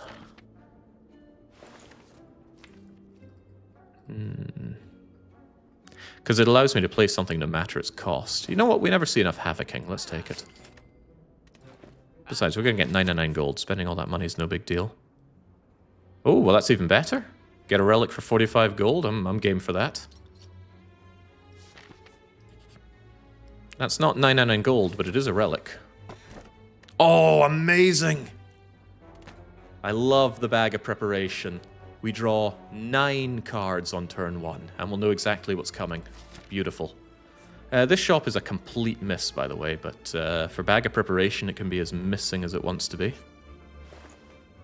And yes, these things spawn regardless of whether you open the shop or not, so... Lantern would have been nice, the Abacus would be very nice, another Shockwave would be good. It's never too late to force the Dropkick Infinite, although... Well, actually, we have Jewel Wield, but we also have Snecko, so... Yeah, I don't think so. Recht. I think we just continue on the path that we've chosen. If this is 99 gold, we just cry. We could still take it if we think normality is not a big deal.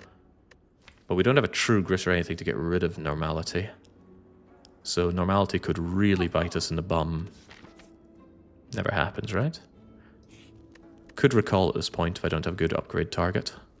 And a lot of my upgrade targets have fallen away. You know, Corruption, Dark Embrace, the Seeing Red, they're not so hot anymore. Or they're useless because of Snecko.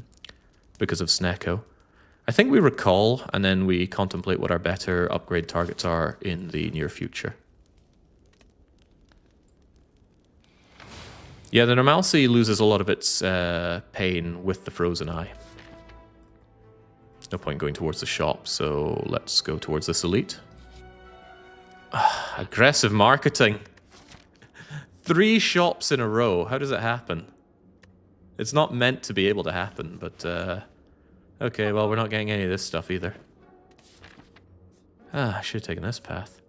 Right, do we still believe in killing elites? Yeah, of course we do. Hello, Nemesis. With no medical kit, your onslaught of burns could really hurt me. But with a dual-wielded blood for blood, how much could this guy really hurt me? Also zero-cost fiend fire. My gosh, I have options here. A lot of options, and they're all quite good. They're all really, really good. I want Dark Embrace, I want Shockwave, I want Fiend Fire.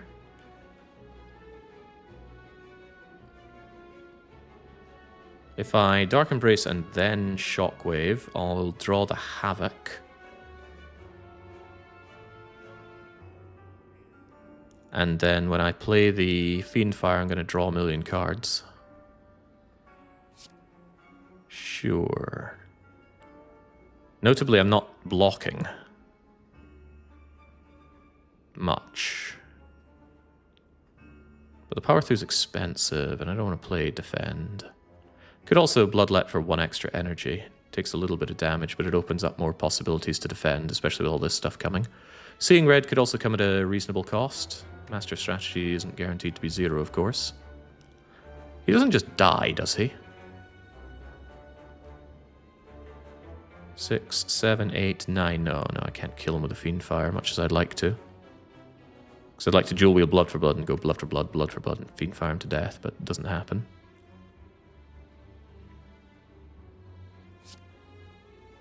Surely I'll get some zero-cost options here.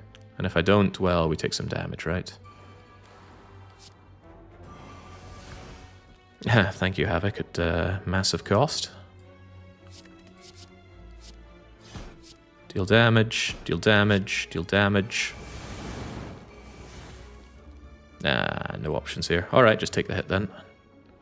Such is life. And then he becomes immortal, and there's not much I can do but go corrupt. But honestly, that's quite a lot.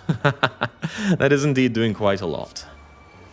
I'd like to feel no pain at all. I want him to not hurt me. Do I want to inflame? Kind of. He's not hurting me enough to flame barrier. Tempting, but no.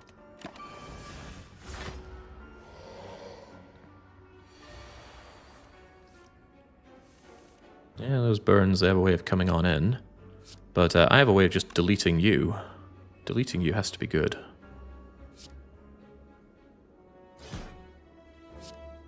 It's a shame that the thing gets pretty broken, but whatever. Away he goes. Not sure about Bottle Flame. Bottle Flame will bottle and attack. Could be Fiend Fire. Could be Pommel Strike for additional draw. Fiend Fire is pretty good, but without some setup it can really, well, burn. It can end some fights very, very quickly, though, or at least end one of my opponents very quickly. You know, these are the 8 cards we have to choose from bottling, and we don't have to do any of them, is the thing. Quite like that Fiend Fire, though. I mean... do I, though? In the ideal world, I have Dark Embrace, Feel No Pain before I have this down, which already means having to draw Dark Embrace and Fiend Fire, together costing no more than 3. And I also have to not have something else that I burn that I don't want to burn there. No Gambling Chip, I think we've seen it already. Time Eater is my boss. Barely any normal fights left. You're right about that. I don't think it's a good idea. Pommel Strike is about the only thing that I would reasonably want to bottle, because it can draw actively. That might be a reasonable idea. Get the Pommel Strike plus in first. But it's not. It doesn't set anything up. All it does is draw, and it might not even be cheap. So do we bottle nothing? Is that what I'm getting at? I think that's exactly what I'm getting at. We bottle nothing. And we don't take any of these garbage cards. Bottle Flame is one of the worst relics, because it's often bad. But there are some good things to bottle, like Core Surge, for example. FTL could be a consideration. Not much of one, though. Alright, skip those rewards and get the other, bigger, better reward. No. Okay, whenever we find an attack, it's pre-upgraded, but we're not really into that. Then we just take this route and then make our way to the end. I've already recalled, so whatever we get here has got to be good. Molten Egg. Come on, game. How do I kill these things, by the way? What's my Spiker solution? Do I do any indirect damage? Not really. Could be tough. But then, you know, what fight can't be tough here? Aggressive.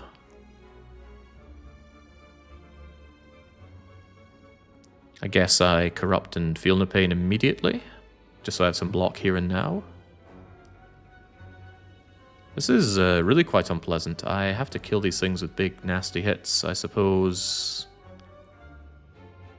Playing Flame Barrier over and over again would handle it, but then Corruption allows me to only play it once. How unfortunate. Do I even have skills? I don't have draw, so actually this blocks very, very little. And it does require me to do bloodletting. How unpleasant. Why do I have to face such an unpleasant situation here? If I could kill you, I'd be happier. Killing you seems not impossible. Because I could bloodlet myself up to 5 energy, 4 energy, and then Then headbutt strike hemo? Guess so. Then there's no corruption down.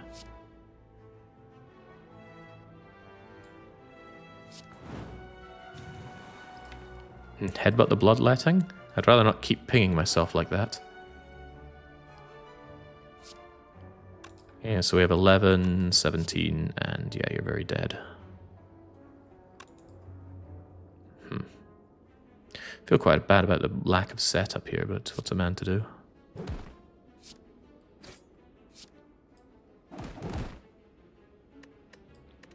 Alright, there we go. At least I only ping myself a little bit, and the Orichalcum takes care of the rest. Well, there's a flame barrier when they're not attacking, of course. This is going to get very awkward. I have to amass a lot of block and hit them really hard. Which I struggle to do currently. If I bloodlet, I can do a pommel strike hit on one of them. Not quite good enough yet. And of course my setup cards have been and gone. This one's trying to be aggressive. I'll give it what's for. There we go. Don't even think about fiend firing one of these. It does not work out the way you want it to. Grateful for Orichalcum, I'll give it that. But yeah, we still need a way to deal with this. All my setup things are coming in very expensively. But I'm glad they are there at least. Rustic comes in, they say, hi Chake and hi chat. Well, welcome. Welcome to City 17. Not quite.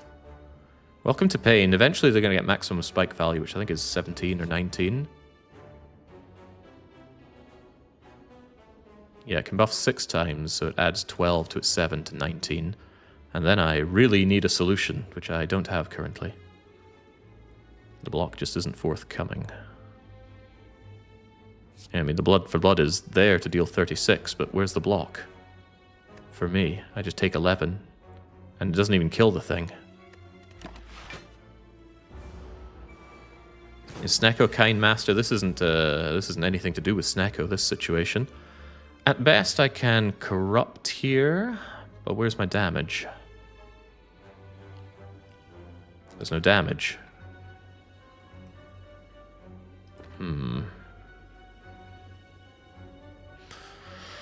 How deep could I draw?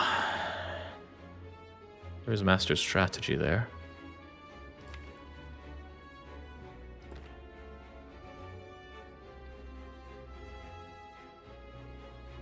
I got kind of forced to go deep here. But the redraw could still not get me the damage that I need.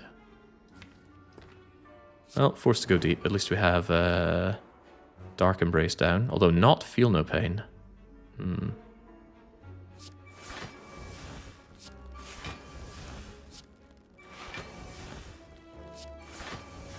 There's Master's strategy to help me out considerably. There's my Feel No Pain. Excellent. Alright, now let's start going places. Havoc, the Feel No Pain, destroy everything and kill myself. It's a thought. I just don't like it very much.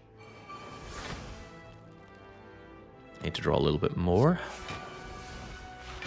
Alright, there we go. I have attacks now. I could Havoc the War Cry, because I don't really care about the War Cry one way or the other. And then I can attempt to redraw, let's say, Hemokinesis at a better cost. No, we increase its cost, in fact. Okay, how about Blood for Blood at a better cost? Kind of, but also kind of not. Bloodletting will make it a little bit cheaper.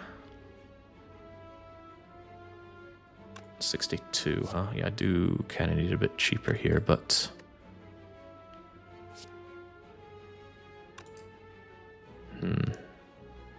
Trying to think if I can get away without bloodletting here. Because what I could do is Blood for Blood. No, we do it this way. I will ping myself a little bit. And then I will dual wield that blood for blood. And then I will kill you.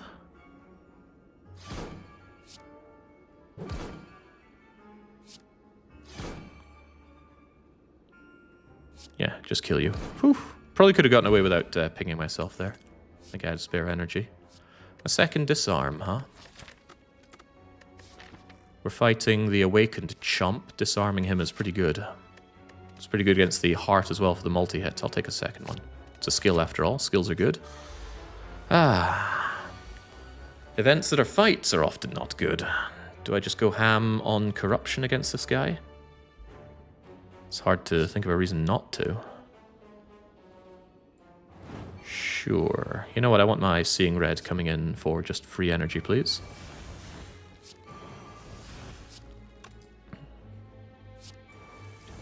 Where's my Dark Embrace anyway? Can we even get to Dark Embrace?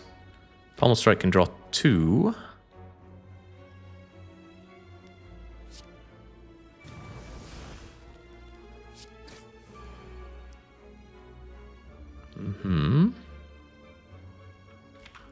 Blood for blood is the better pen nib opportunity here, but I have to keep in mind I don't exactly have my beloved runic thing.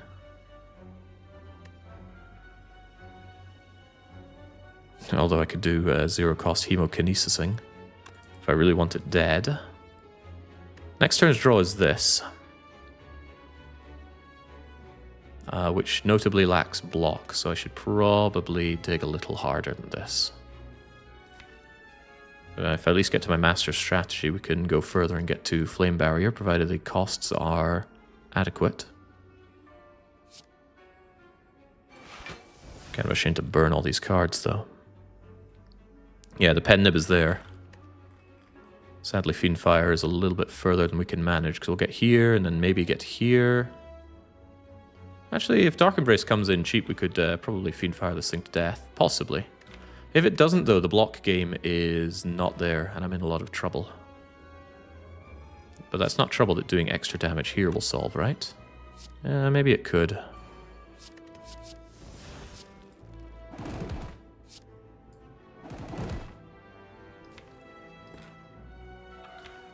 Headbutting Pommel Strike just brings Master Strategy further away, which could also hurt.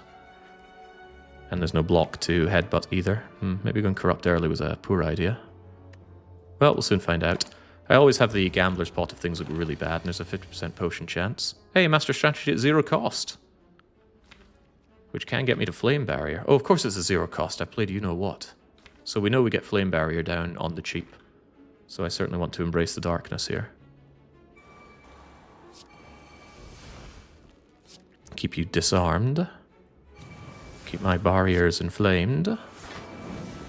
And well defended. And I can redraw on the War Cry. 0 cost bash is nice. And I can reroll anything I don't like the look of, like that 3 cost Inflame. Or that 2 cost Feel No Pain. Yeah, see, there we go. Suddenly life is good. I like a good life.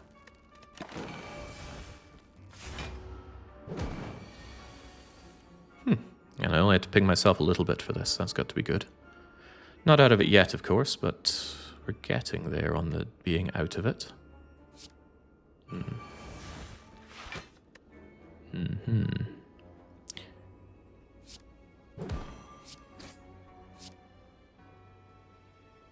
Keep it coming, Fiendfire. Ooh, Fiendfire, you piece of work. Blood for blood, you good piece of work. And we're done. Pendulum on 7 is fine enough. Fear Potion. These potions are better in a lot of ways. The Blood Potion heals me for 14. Which is better than it normally does, so there's an idea to just chug it right now. And then keep the Fear Potion. What does Fear Potion achieve, though?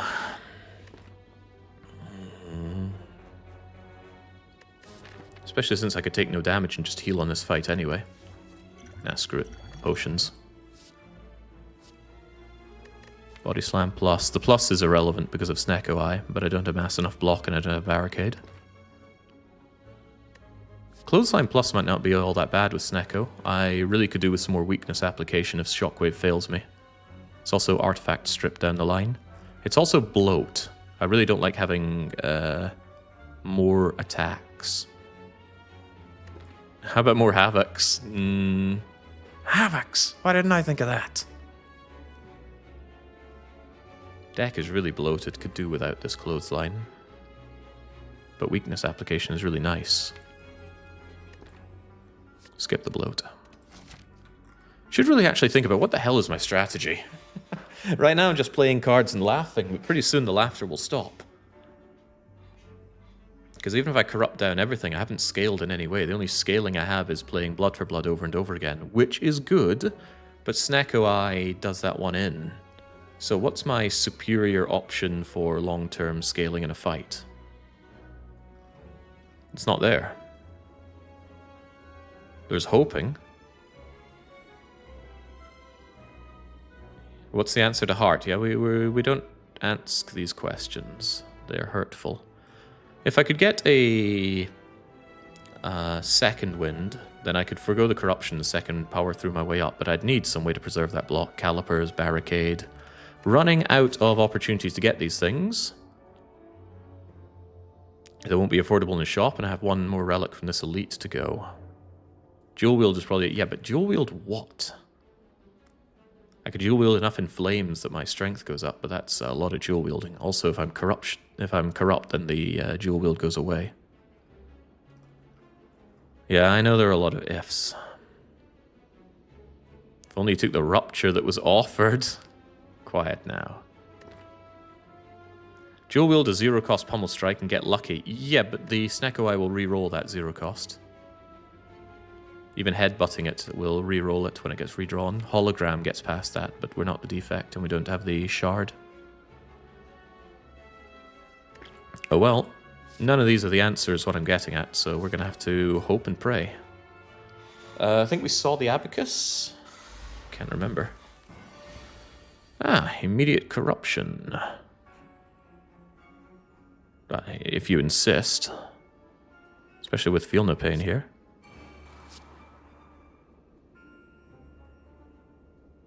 Is there anything I want to play? No, this all goes away anyway, so sure, take corruption.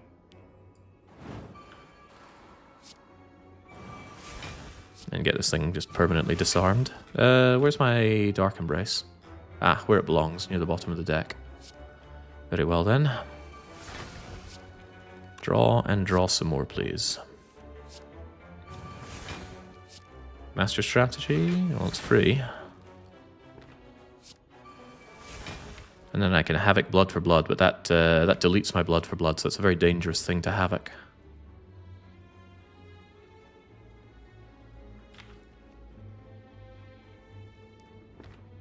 Enormously risky thing to Havoc. Just get Dead Branch from the Elite. Ah, now you're thinking. Yeah, see, I didn't want to get rid of that, although I don't like being weakened either. I don't think he does either, though. Alright, very good. Get that Blood for Blood rolling. I would like to re-roll that Bash, if you don't mind.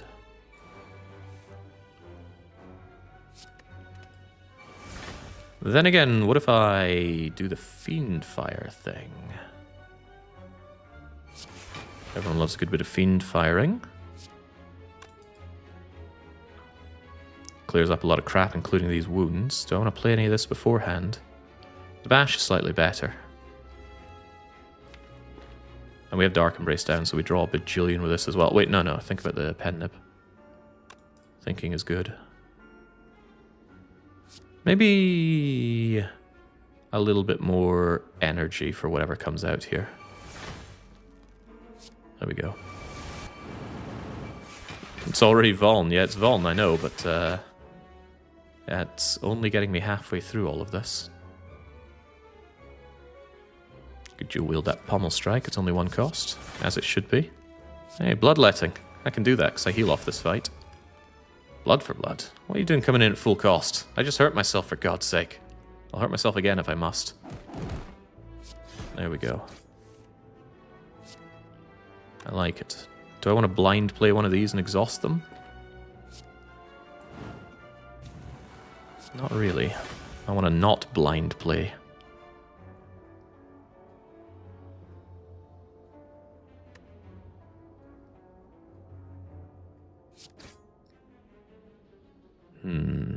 I'll see what's coming. I don't like being weakened, but the weakened Vuln mostly cancel each other out. Yay, blood for blood at 0 cost. I'm 5 hit points down, so havocing the hemokinesis could hurt me, and I don't want to be hurt. I want to hurt you by way of killing you. Ah, that kills you. Perfectly, no less. Perfect is too perfect. Havoc the pommel strike. Then I kill you with Pen Nib on 9. Flex pot. Could lead for a massive Fiend Fire. Massive. Uppercut. Plus. Remember when this card saved me against the heart? I remember. We've already recalled and there's no reason to rest, so... Master Strategy, drawing 4 cards is pretty good. Disarming 3 is pretty good. Dual wielding, giving me 2 additional copies of a card is pretty good. Yeah, the dual wield. Every time I've relied on it, it's always helped me out. Fiendfire upgrade, another decent upgrade for pure output. Repto, right. Speaking of output, I could really struggle here. Glad I set up my Pen Nib for the immediate kill on a dagger, right? Maybe. Do we go corrupt immediately and just try and end you? I don't have much draw, but, well... Corruption to Warcry gets me Master Strategy, and I can havoc whatever I put on the top as well, which could be, say, the Feel No Pain. So I think we do go for this immediately. Now, Pommel Strike also kills and draws, but it's 2 costs, so let's try and minimize cost here. Alright. Wait, Seeing Red, I want that energy pretty badly.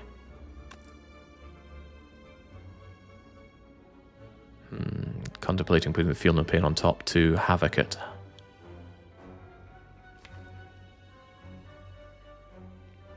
There's a lot to be said for the Dork Embrace as well, though.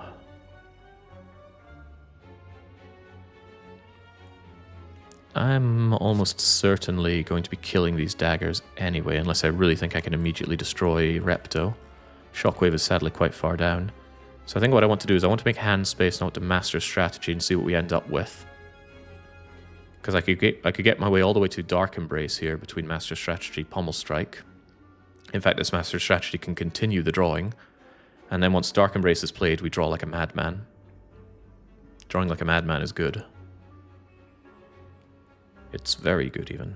But I do like Feel No Pain.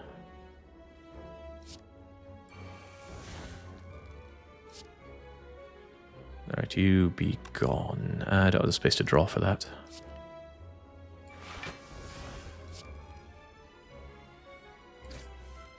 Alright, it does come in at 3 costs, so that's why I would want to Warcry it. And I think however you cut it, I'm going to need to be playing this. There we go, shove. Oh wait, no, I draw. No, I don't draw because I don't have Dark Embrace in play yet. So if we throw you away, then I havoc you for free. We have Dark Embrace in play for free, which is pretty important here. Could double Feel No Pain at but I'm curious what that blood for blood comes out at. Blood for blood. If I dual wield that blood for blood, I take out the dagger and I can do damage to Repto. But I can't do it again. On the other hand, there's uppercut, and I do like uppercutting. There's shockwave coming before too long with some energy opportunities as well. Don't want the wound from you though. Feel No Pain could be pretty good for some much needed block going forward though. Could master strategy my way into... not much, certainly not energy.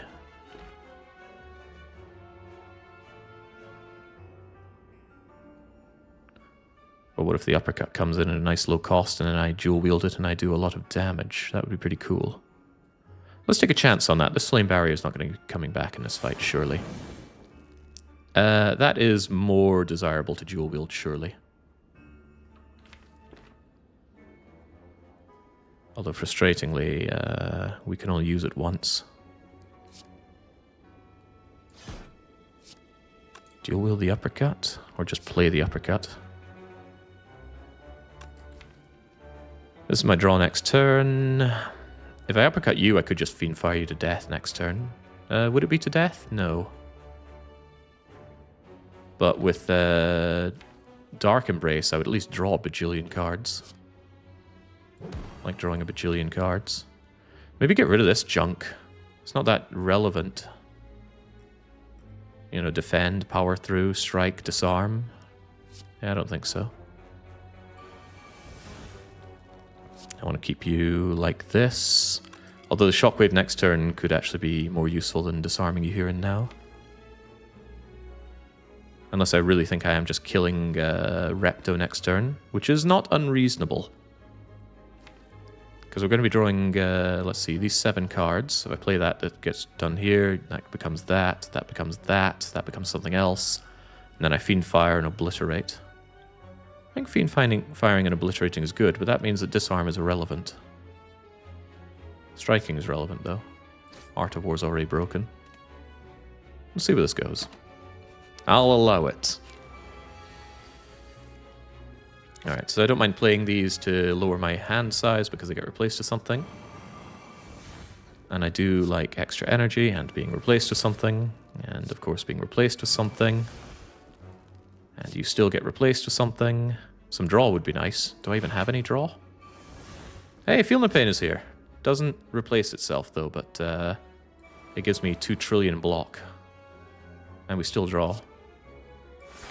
Destroy Hemokinesis, I don't care about that. Ooh, Dual Wield is pretty nice as well. Could I ping myself for that, please? I could do some relatively hilarious things here. Like giving myself that uppercut. Ooh, Pummel Strike is nice.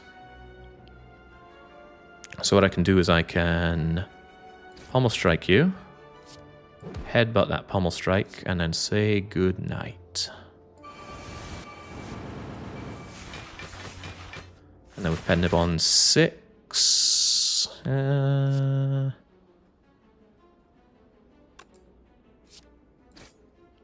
Pendibon 8 has to be okay, right? Tricky fight. Letter Opener. It's a little bit of damage, but it's not solving the heart. Entrench? That is frustrating. I have no way of holding on to the entrench. No barricade, no calipers either. We haven't seen either as far as I'm aware. There is Sentinel for energy upon exhausting, but, you know, that's good, but it doesn't solve the heart. Nothing is currently solving the heart. I'm trying to see if there's a way I could wangle that entrench into being a solution for the heart. I mean, in the end, adding skills is good.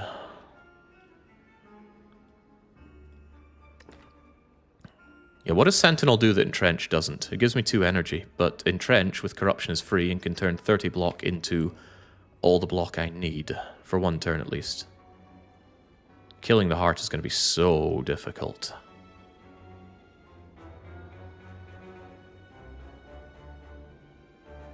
Yeah, and the best thing I could possibly think of is power through second wind, but of course I can't thin my deck down enough to have that work for me. With Frozen Eye, Entrench is the clear pick here. Yeah, I think Entrench enables more, which is important. Still don't think it's great though, but who knows, maybe we find something that makes it amazing. It's useless to upgrade, by the way, because it just goes to 1 cost. Snecko will disagree with that. Power Through going up to 20 block is a big chunky block card which could really enable some Entrench magic if things look really bad.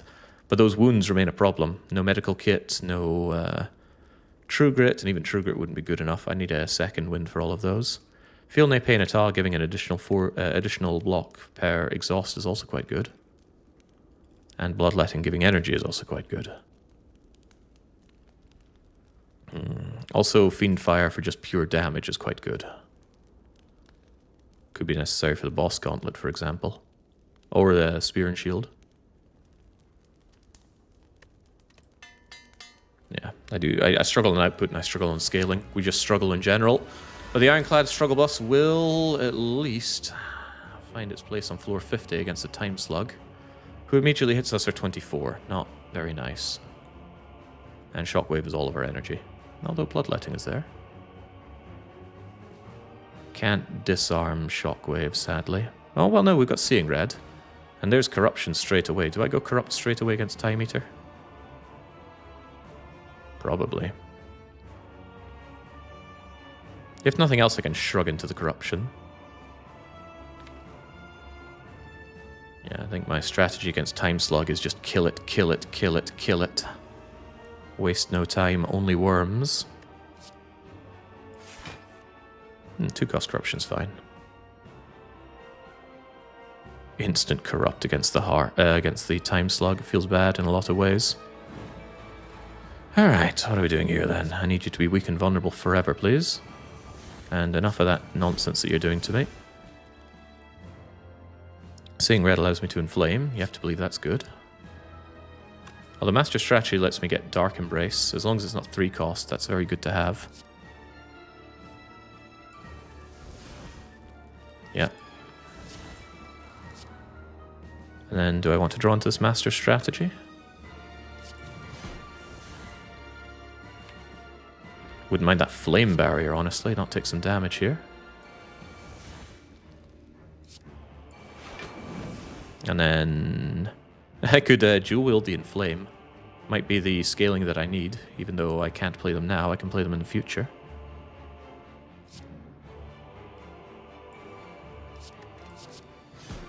That gets rid of dual wield, but I'm sure I can live with that. And then I can even Warcry the Inflame back on top, so it's played next turn, possibly for Fiendfire. But I probably draw with the Warcry as well, so maybe that's a waste of time. Just ping myself with Hemo and do some damage. Oh, we haven't even hurt him, so Art of War is still there. That's interesting. Alright, we'll do this. Alright, I need to crack this guy open. Feel no Pain Uppercut goes a relatively long way here. Keep him weak, keep him vuln. This would be pretty sweet, but we can get into Power Through and then just Fiendfire away the Power Through stuff. But I'd rather have a full hand for that kind of nonsense, and I don't have a good way to fill my hand currently. Not that I can think of. Maybe hold off on this. And then, you know, we just block for a while. We get all of our Inflames down. And then we Fiendfire him for 1,000,000. It's not unthinkable.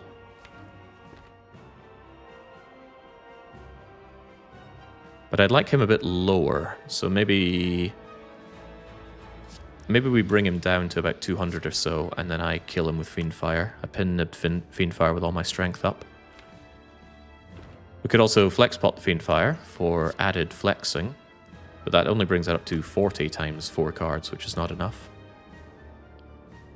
Headbutt into something you want to burn, like a slime. Yeah, but also no.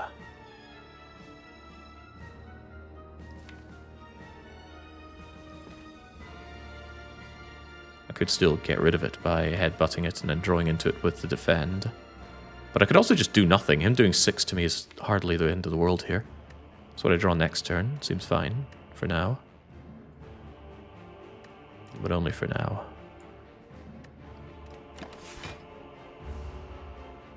The Nib, though. I know the Nib.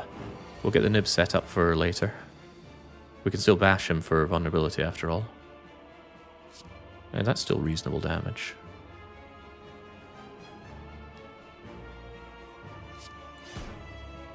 What you got? Right, so I want to get to my my Inflames as soon as I can. Although I don't know how soon is.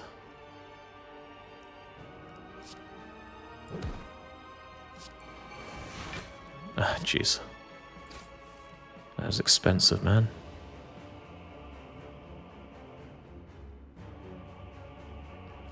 Havoc the Bash? No, I might need that Bash later.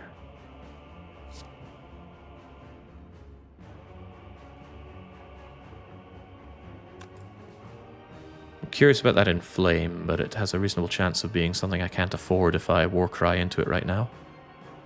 Well, that's not true, because I would get the Bash and the Blood for Blood, wouldn't I? Yeah. And then put the Blood for Blood Black and draw into it.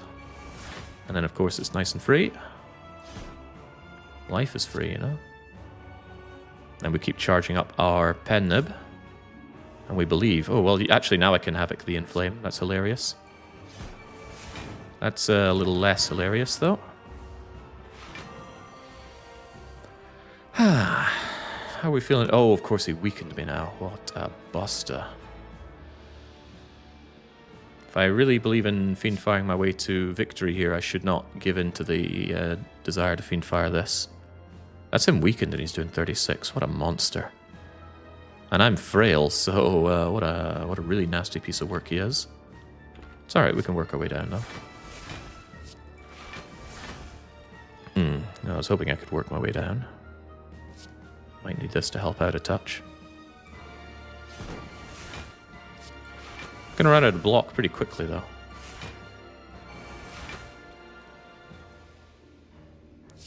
I need that Pen Nib set up pretty well. Drawing is going to be difficult to do a nice big Fiend Fire, but I'm not opposed to using Flex to make that happen.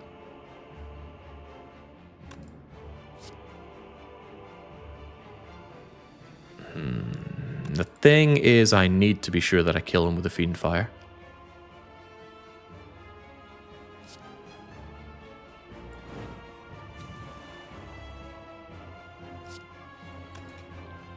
There's the other Inflame, and I'm on 3 energy, but I can't maintain that 3 energy for very long.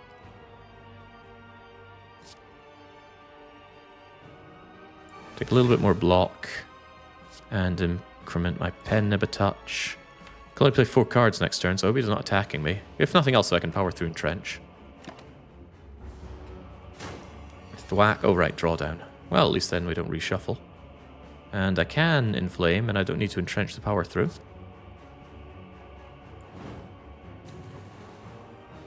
But, maybe I should in case we draw into Fiend Fire here. Oh.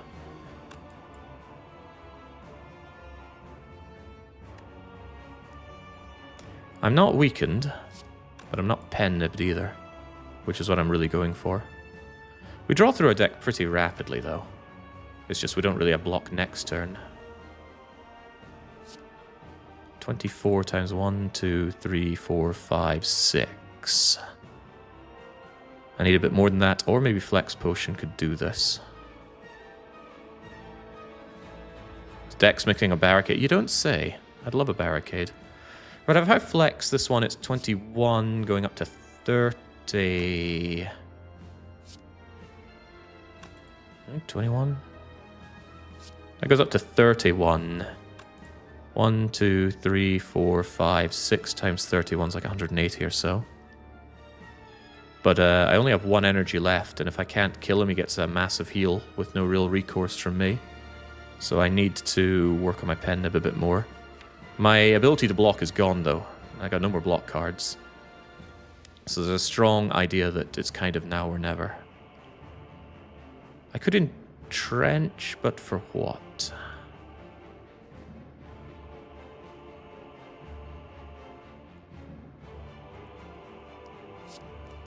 If I do 27 to him, we get to answer the question, what happens when he's on exactly half? Does he foolish or not?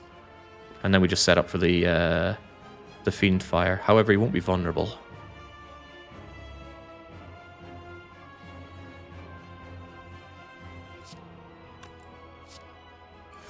It's got to go regardless.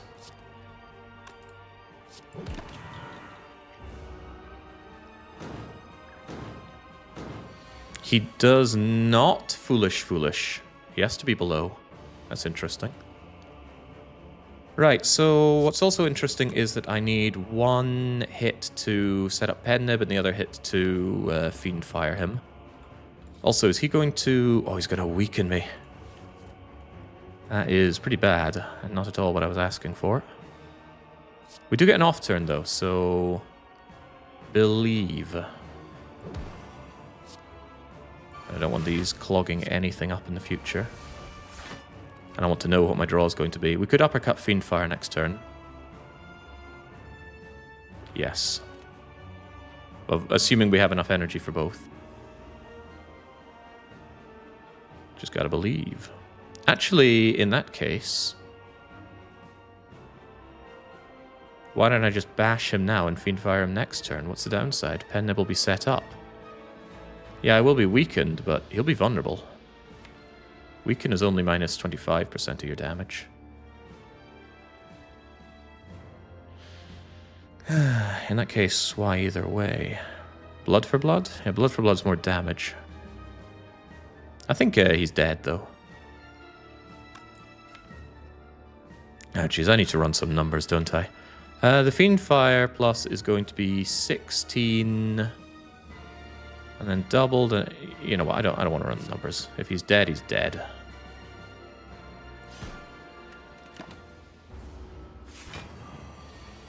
Oh, he's 20 block as well. 36 times 1, 2, 3, 4, 5, 6. 6 sixes.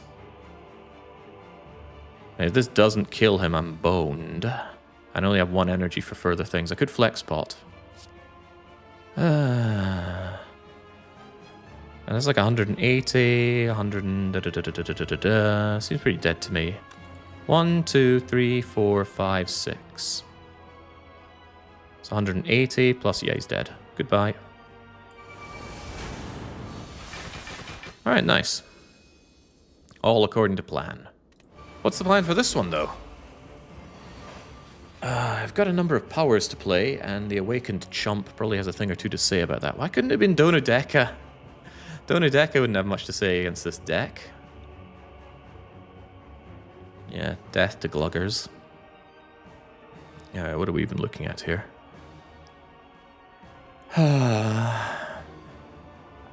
Pain is what we're looking at. There's not terribly much I can do here. This whole fight is pain, actually. I don't think I can afford to go corrupt in this fight, and I'm not particularly good at a drawn-out fight either. Our block density is pretty low, and our deck is pretty flabby. We do at least have disarms to keep the Awakened one in check a little bit, but this turn 1 is a bump. Feeling the Pain is down here. Inflame is less of a big deal. I want that Dark Embrace, though, to advance. There's the idea to just immediately Gambler's Brew my way down to something better. Like getting Dark Embrace down, Disarm down, because none of this is particularly speaking to me. The costs are off. There's the idea to just burn it all. Which is maybe not that great either. The Havoc can very slowly refine my deck. But we just lack payoff for a refined deck. We lack a lot of things here.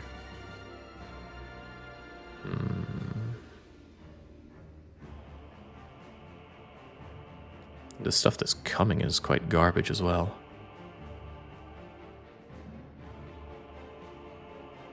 There is the idea to play Seeing Red for hand space, and then Master Strategy will get me Warcry, Headbutt, Shrug. But it just gets me nowhere near this Dark Embrace that I need quite badly. Master first, if you're going to Fiendfire. Yeah, I'm having second thoughts about the Fiendfire, though. With the uppercut, I don't need the bash quite so much. But the rest of this is pretty garbage. Except maybe the Bloodletting. I might need that extra energy down the line, but coming in at 3 cost, I'm hesitant to play it right now. But I can trim away quite a lot of the fat of my deck without having to go Corruption just by Fiendfiring this. And it will annihilate one of the cultists. Yeah, because then my deck kind of goes down to something that's a bit more manageable.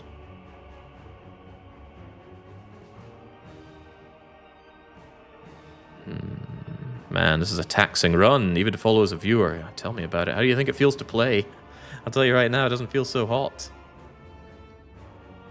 Well, we use it or lose it, right? So let's just use it for hand space. And then with a bit of luck, we can get Shrug it off at a low enough cost to play. We do. We can 1-cost Shrug and then just burn the whole lot. And that makes the deck nice and thin. Also gives me a bit of block. A little bit of block.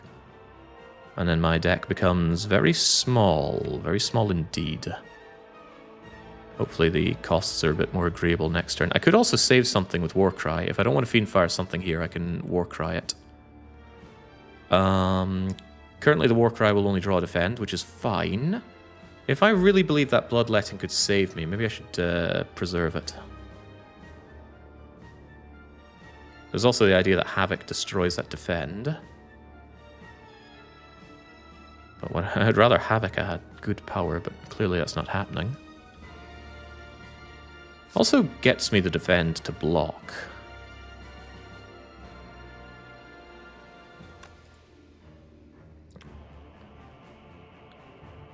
Could also Warcry something here. And then Havoc it.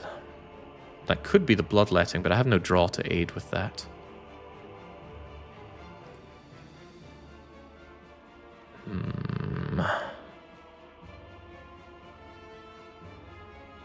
The problem is if I Havoc something, then when I Warcry, I get the Pommel Strike. Oh, but then... No, I also get the Disarm, which I do want to play. Not easy, is it? Really not easy. If I Havoc the Defend... I block 5 and then Pommel Strike Disarm is here. And then if I Shrug...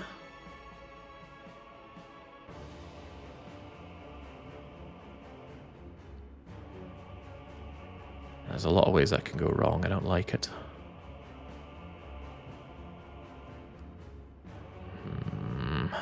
I'm not happy with this. What if I just Havoc the Defend away and then Feed and Fire one of these things to death? I want to save the Shrug It Off first, though. Because that could come in handy later.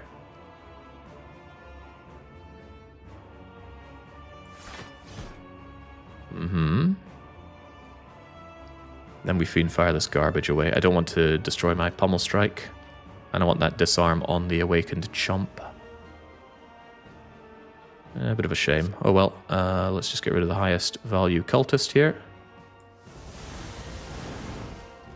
Yeah, not a lot of payoff for that Fiend Fire, and my deck is still rather sizable. But, you know, we got rid of a lot of garbage there. The Strike, the Defend, the Havoc, the other Defend. Yeah... And I still have mixed feelings about that Bloodletting. Tough fight, and there's so many ways to die in this fight. Don't get it twisted. Dark Embrace, of course, is 3 cost. I have to keep in mind that I do have my Dual Wield. Can get me out of a few nasty situations. Gosh, this is grim.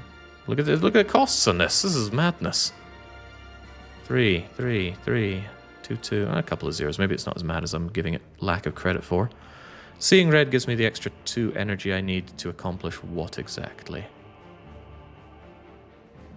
Can I kill you with Uppercut Blood for Blood? That's 13 and 33. For 40, you're dead. Okay, so probably Uppercut Blood for Blood on you. And then I'm eating this damage, which feels bad. But I need you taken care of, or otherwise this fight just goes out of control. Caw. Not having Dark Embrace slows me down so much. Not having you disarmed makes the next turn hurt like heck. I suppose I can Shockwave to bring down your attack, but it still hurts a lot. Maybe I can even Shockwave Flame Barrier if the costs are agreeable. Currently the Seeing Red doesn't even let me... Wait, it does let me disarm. That's pretty big. Could let me Dark Embrace as well, but let's focus on the living for now. Thank you, Orichalcum. Haven't seen you in a while. Alright, 6x4 is far less threatening. Master Strategy 3 cost is very threatening. Yeah. Is this Gambler's Brew time? There are a lot of things to gamble away here, because I want that Shockwave, I want Feel No Pain, I want you disarmed. This game were easy, would you still be playing it? That's quite the question. I think I have to get rid of a lot of this crap. I need my Shockwave, Flame Barrier. I need 5 cards, basically. Yes, please. 1, 2, 3, 4, 5. 0 cost though you may be, I'm not going to be playing you here. Sure. Yeah, entrench at 1 cost is certainly agreeable if other things go well. They don't. They really, really don't. Man, Snecko knows how to play. Not necessarily to my advantage. I can Flame Barrier Entrench and not take damage. But that doesn't get Shockwave in play, and I'd rather like that Shockwave in play.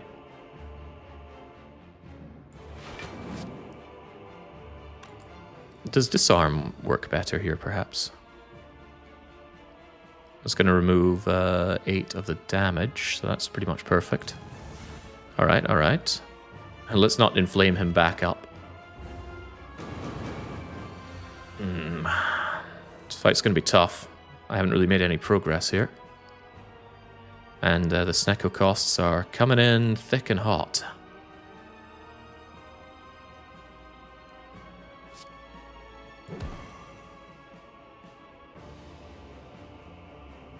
Maybe I should have actually Shrug Entrenched, but I wanted him weak for next turn.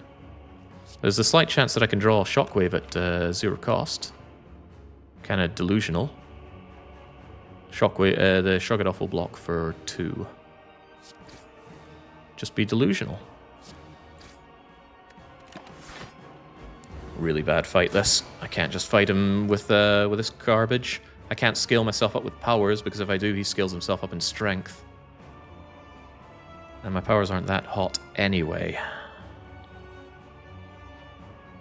And if I play my beloved power through, I end up chock-a-block with wounds. Not seeing a way out of this.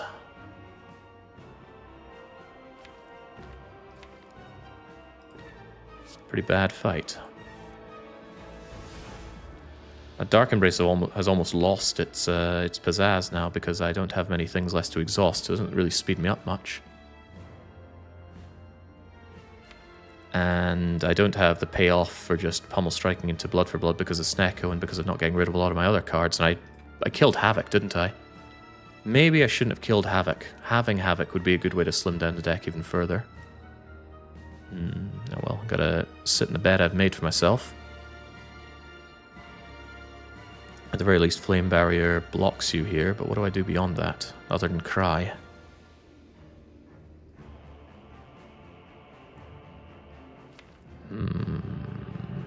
Yeah, I mean, I can just uppercut Blood for Blood you to death. I lost my headbutt as well, didn't I? Whew, maybe it wasn't quite trash that I got rid of at the start.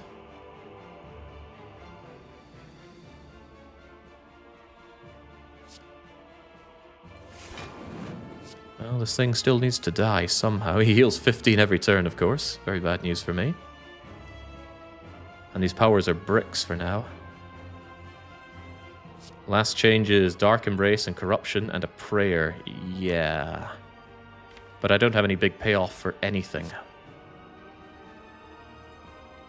I think I'm just dead. I am struggling immensely to see how I survive this.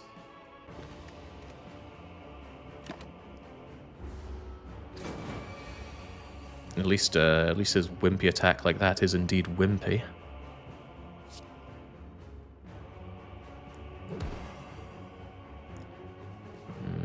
Yeah, 3x4 is defendable even with just Shrug Defend. But the costs still need to be agreeable.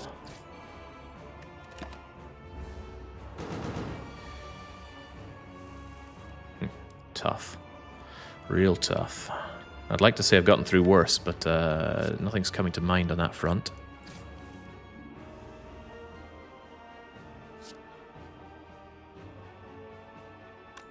What's in you? Dual wield at 0 cost. If only I had something 0 cost to dual wield. And not the Dark Embrace.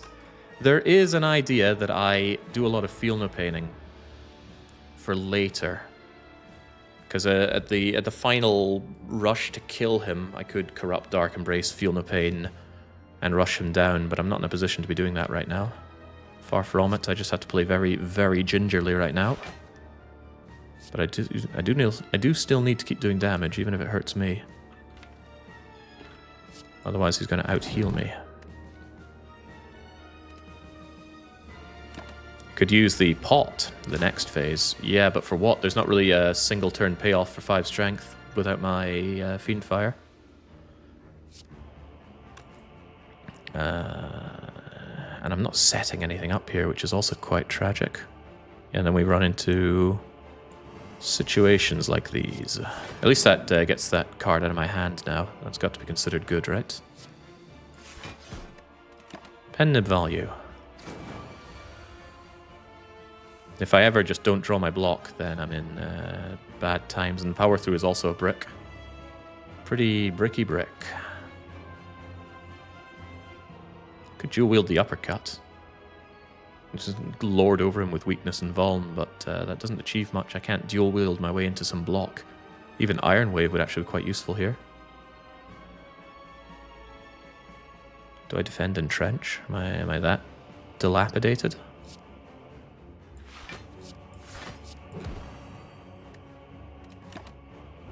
Pretty dilapidated.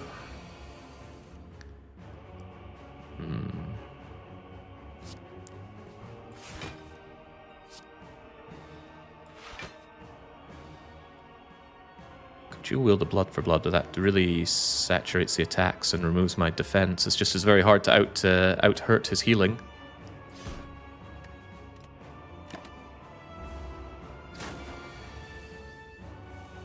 And again, I'm at the mercy of the costs that I roll, just to add to my woes. Horrible fight, absolutely horrible fight. And it will get worse before it gets better. Nice uppercut. Nice uppercut. Keep that vuln, keep that weak. Pretty desperate for that. Maybe I should have dual wielded it, but again, I don't want to get rid of all of my defense.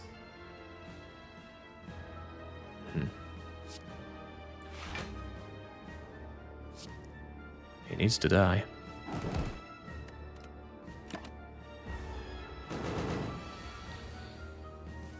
Never fought the Awakened one like this before, I'll give it that. It's unusual. Unusual is good. 0 cost blood for blood is good.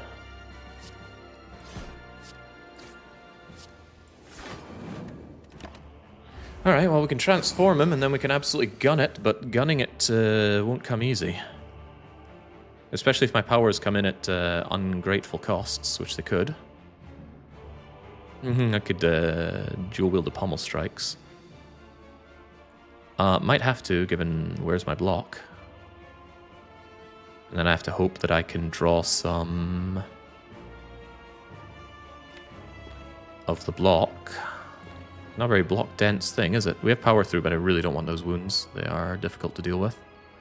And of course we don't have Evolve, and I wouldn't want to play Evolve. Makes him even stronger.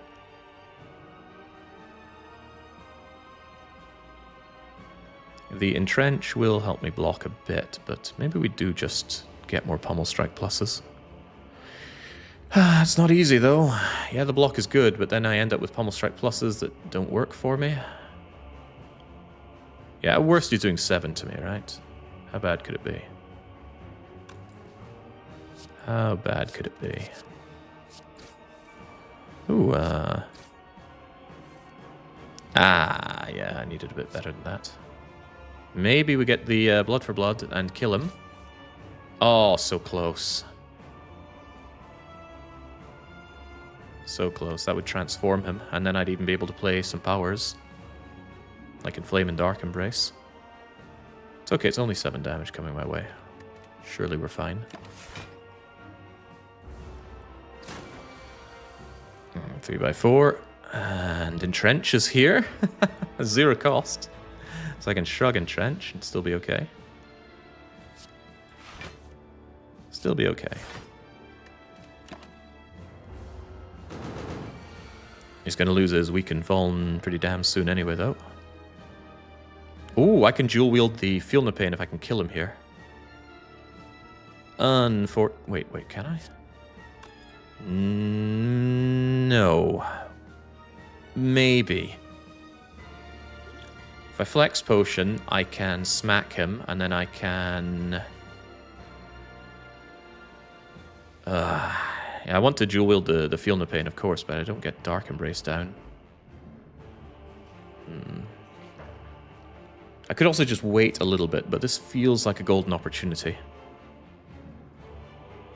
Dual wield the pommel with a pot, it kills. Yeah, but I want to dual wield the Feel No Pain. 9 block on every exhaust when I gun it with corruption could kill him. Multiple flames could be more important. Yeah, but I still need last. He's going to lose all of his strength down. And then he's going to start hitting me with 40, 18, and 10 by 3. How do I block against 40? I don't. It doesn't happen.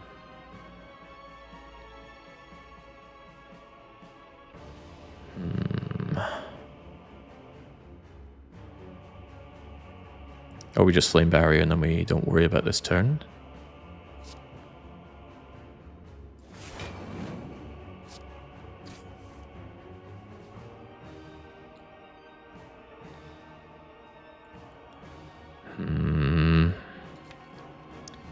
My block is going to run out so very quickly going forward. If he loses his strength down, then surely there's no big deal to just play one of the Feel No Pains right now.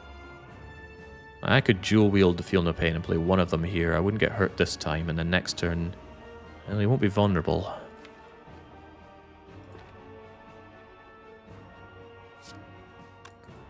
And he does only gain 2 strength. I'm going to need these. But yeah, we don't play anymore. I can't have him super strengthened for next phase.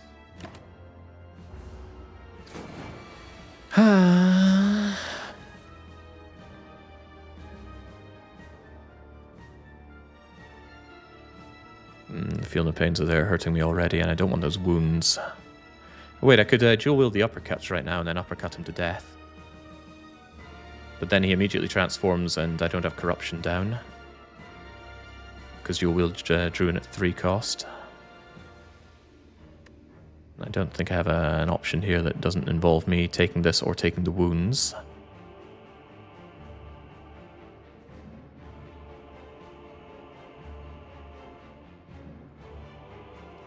Yeah, damn, that 3 cost dual wield. The wounds are really bad, taking the damage is really bad, not having corruption down when he transforms could be considered really bad. Transforming him right now with 0 energy remaining, ooh, that hurts a lot. Because this is my draw next turn, notable lack of draw. If you play corruption, dual wield becomes 0 cost, surely you can manage 2 strength.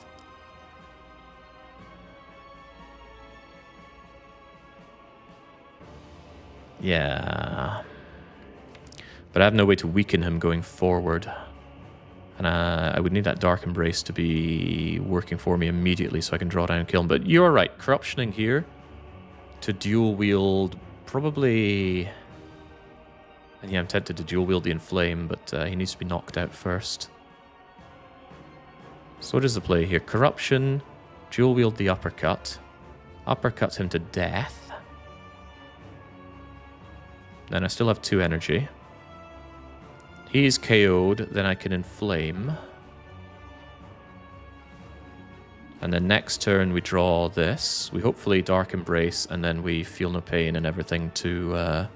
That is so cost dependent. I need like all of next turn to be cheap. If it's all expensive, he just one-shots me. But the alternative is introducing wounds, which kill me in the long run. So maybe we take the short-term risk. Which again is corruption, dual wield uppercut. Hurts.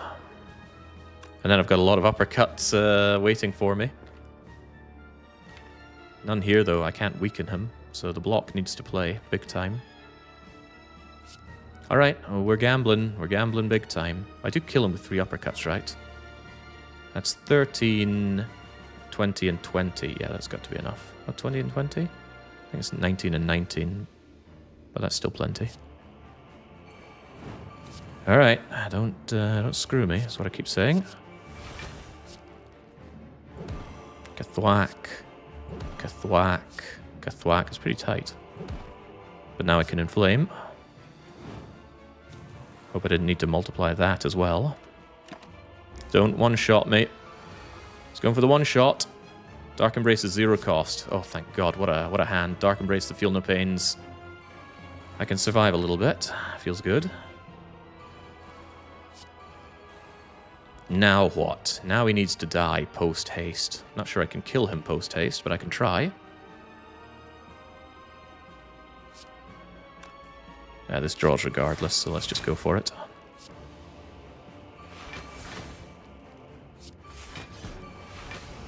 Alright, don't play the Flame Barrier yet. Is that the Void? Oh, but it is Art of War. Oh, there's something. Right, that uppercut for weakening him is a pretty huge deal. We've already lost our dual wield, so there's no possibility to make additional cards anymore. And once they're gone, they're gone. We have a lot of attacks.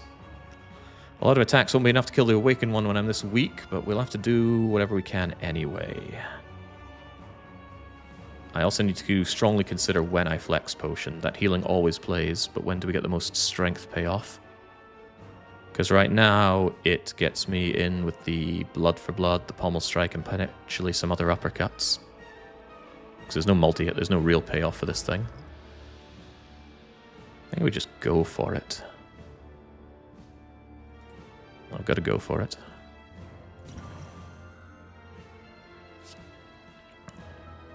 Weak and Vuln. Draw me some cards. Nice. Alright, keep him weak and vulnerable for freaking ever. Get the Blood for Blood in there while we're at it. 60 damage is pretty nice. Does it prevent anything? No, not really. Just keeps him weak and vuln forever. And that's 66 versus 60. Hemo is more damage, but it also hurts me, and my health is now a bit of a commodity. We could draw something even better, but it won't be more damage, so... Unless it somehow redraws into Blood for Blood. Is that even possible? Not really. We just Flame Barrier Entrench here, right? Well, maybe not. We just Flame Barrier, save the Entrench for like a power through turn.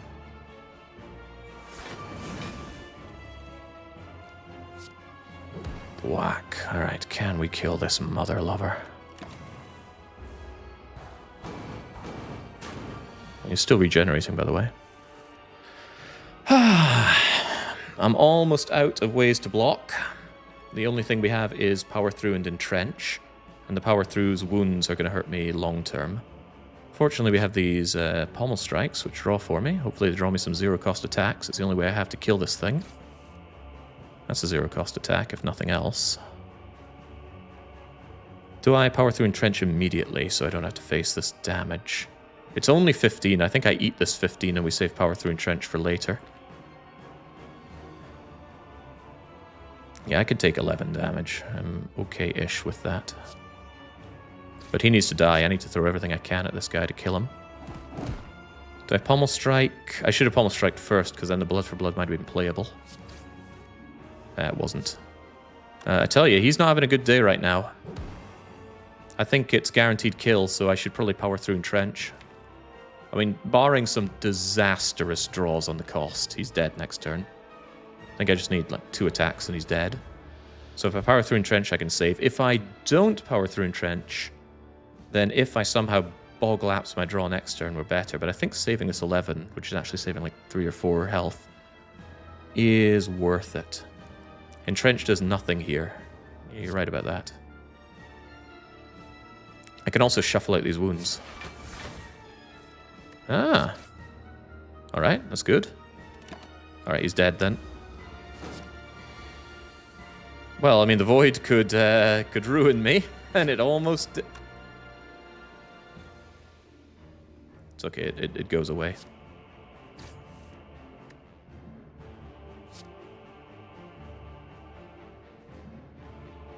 Yeah. I knew it. Whew! My god, that has got to be the hardest boss gauntlet I've ever fought. I need an out now. We die to the heart. We die to Spear and Shield here. Whew. Alright, prepare that blade. Deal below 2,000 damage, telling me I didn't have a good run. And scrape that barrel into floor 53. Ah, the ending. God, the punishment games are meant to be later, not now. We could rest for 9, or I could upgrade anything. Power through for 20 block is kind of nice. Never know, we might find second wind, which would make it play pretty well. Feel no pain at all. As we saw, we ran out of things to exhaust pretty quickly. You need an out like 20... Well, clearly I didn't need it 20 floors ago, but I need it now. I don't know, power through is just big, chunky forward block damage. Good with entrench as well. Feel no pain... Yeah, it's pretty good. Is there one single card that could turn this around? Yeah, if I forgo the corruption, getting my hands on a second wind, so I power through second wind, but really I need like a barricade or a caliper drop from Spear and Shield. Because we're in a very, very bad situation here.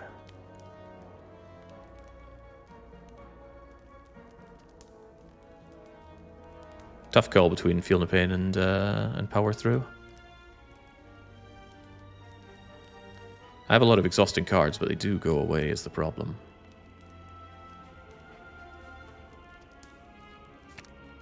Let's give it a go.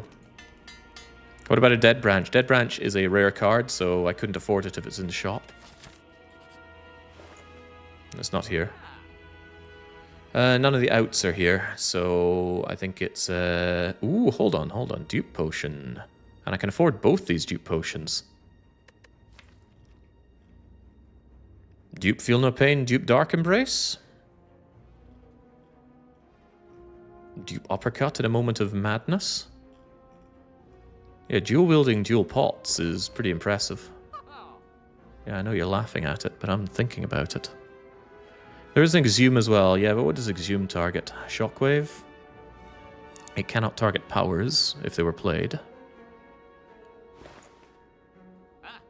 You have no money for Barricade. Barricade could have been on sale. Then I would have been able to afford it, but no, it's in flames, so it's a moot point anyway. Yeah, obviously, Dupe Defend. I think it is dual Dupe Potions. They're healing as well. Yeah, there we go. Powerful potions. Hopefully I don't need them for Spear and Shield, because it's not like I really have an answer to them either. Alright, have at. Alright, thank you, Red Mask, for stripping one layer of artifact.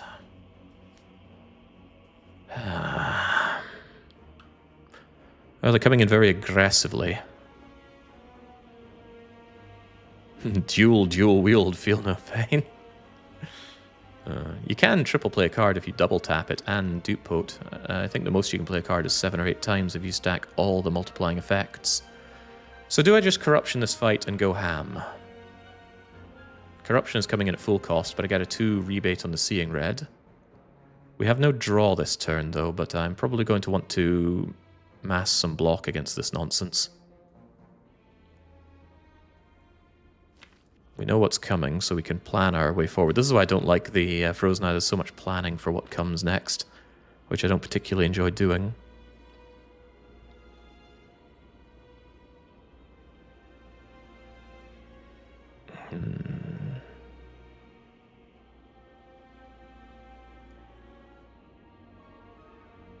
Yeah, the Nerd Eye. I don't want to be nerdy. Don't want to be white and nerdy. There's Shockwave. Yeah, it's very reachable, right? I think we do Corrupt. We need to dig through our deck as soon as we can. If these guys drop a Barricade, which they have a 41% chance of dropping me at least one rare card, so there could be Barricade, then we can stack up block. And then we're on a strict timer to kill the heart. Feel No Pain will... the Beat of Death will hurt as well. I think we play Defend to save them for later, and then Corruption. Why would I Corrupt? Could just... Well, no, I need to Corrupt to make my way down later. If I run out of stuff, so be it. I have tried. Oh, I have tried this run. Woomph. I want that extra block from Power Through as well. Yeah, get that damage in. If I Seeing Red, I can pen nib my next attack, which sadly is only Hemokinesis, but it can be Hemokinesis on a vulnerable foe. The dream of a pen nibbed Fiendfire is not dead. But with Blood for Blood Hemo, you have to imagine I could at least deal some decent damage next turn. Because we dig to here, Master Strat digs to here, next Master Strat digs to here. Could even dual wield something good. We have extra energy. No Dork Embrace though, that's bottom decked. Where's the Feel No Pain? Jesus, the good stuff's at the bottom. Well, ain't that a kicker. I could Havoc this Hemo. Might turn me around, but the strike can return me around. Although then I waste the pen nib on nothing much. If I get rid of the Hemo, suddenly I'm digging 1, 2, 3, 4, 5, 6, 7. And dig a little further. And further. And then I kind of run out of digging power still. Did I count you? Right, we get da da da da da da da da da da da da. Duh, can dig me to duh, but I'm still not in Feel No Pain Dark Embrace territory. Digging is hard. The Havoc pick was questionable considering how often it's played. Yeah, definitely. I have a hard time disagreeing with you there. I don't think turning around's a big... Oh, gotta remember the burns come next turn, though. Yeah, and I don't have a good way of getting rid of status effects. Feeling pretty hosed already, truthfully. The powers that I need being at the bottom here is a real pain. I need that Feel No Pain Dark Embrace. Either of them, frankly, but having neither of them is just grim. And the block is going to be tough next turn. A lot of things are going to be tough next turn. At least you're not attacking me. But I'm busy being attacked right now. Oh well. There are the burns. At least we get Art of War for not attacking, so we have extra energy. But my skills are free anyway. Yeah, -1 strength. Thanks, buddy. Gonna need some block on this turn, of that I'm quite certain. And I need the hand space too. I'm gonna want this down. Uppercut, uppercut. There's disarm, so I can actually disarm you as well this turn.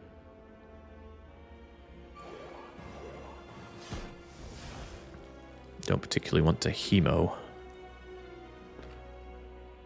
Warcry gets me Master Strategy, and I can actually re-roll the cost on Hemo or Inflame. Ah, Bloodletting's here for extra energy. Should have considered that. And there's Dual Wield. I can Dual Wield the Blood for Blood and actually deal some pretty hefty damage this turn.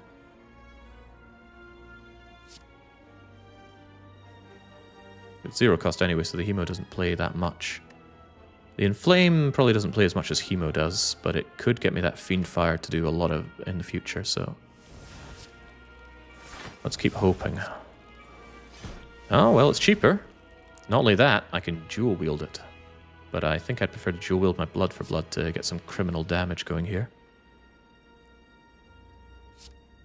Why do I have no more draw? No draw feels pretty bad.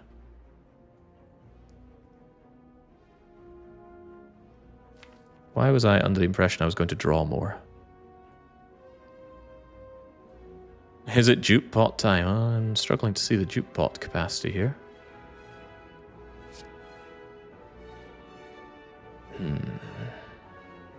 What I could do is dupe the dual wield and have a million Blood for Bloods.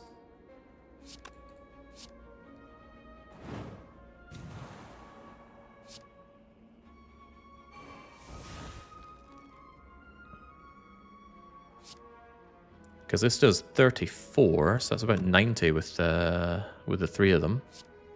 Wait, there's pretty much 4 of them, because one of them gets doubled, right? So it's 34, 34, 34, 34.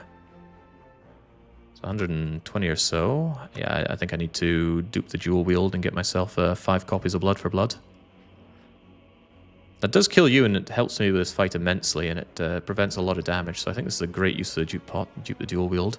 Have to make sure there's enough space in my hand for all of them. I've got 1, 2, 3, 4, 5, 6 cards.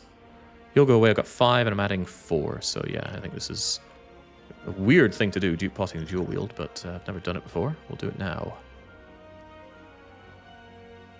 Sure.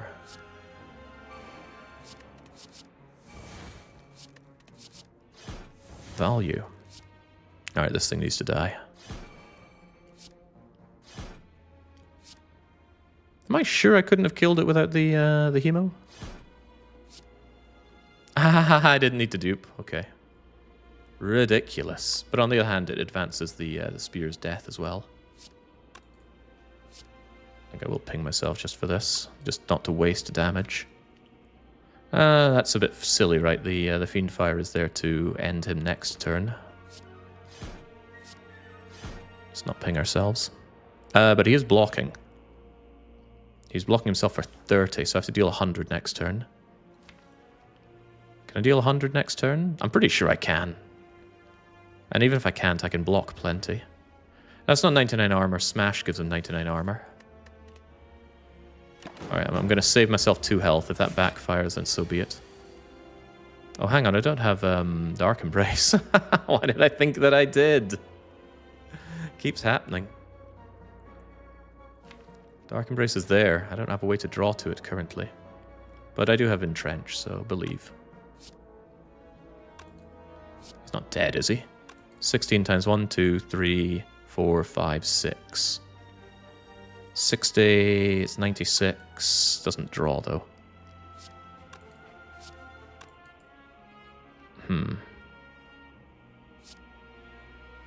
What you got?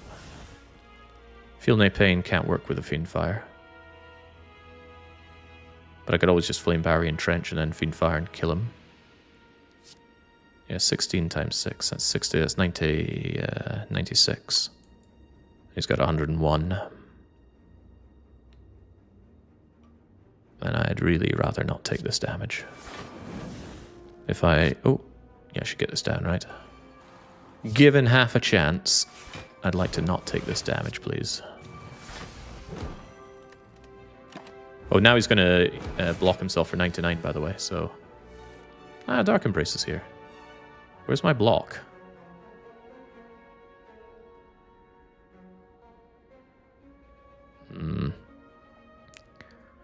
How much health did I save by not pinging myself with Hemokinesis?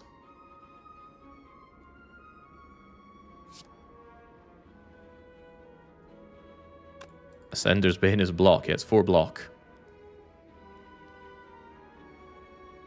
I can, I suppose, weaken him, but then I don't get the Orichalcum block.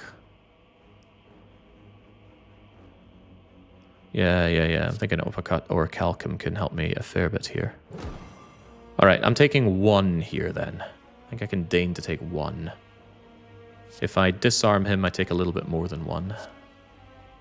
I want my draw. Alright, we're still... Oh wait, yeah, we're still 1 positive from not pinging ourselves. So we made the right choice. I like making the right choice. Pen nib on 7, I guess, is fine. It's going to have to be. Goodbye. Okay, well, we make it to the heart. The bird-faced urn for a little bit of healing. That's not calipers, and this is not barricade.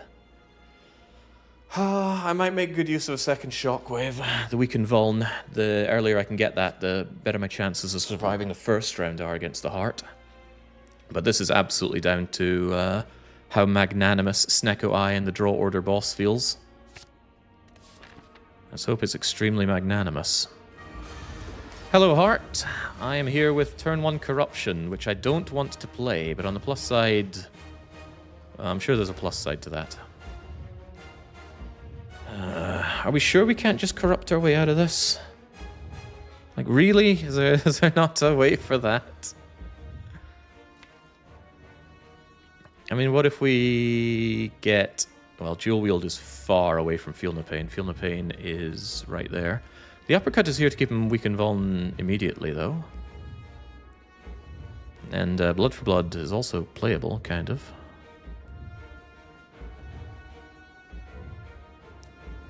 Gonna be getting pinged quite a bit here.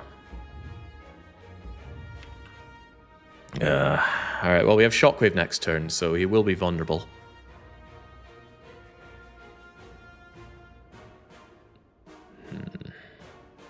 Even have a Flame Barrier and Trench next turn if they come at reasonable prices, which they might not.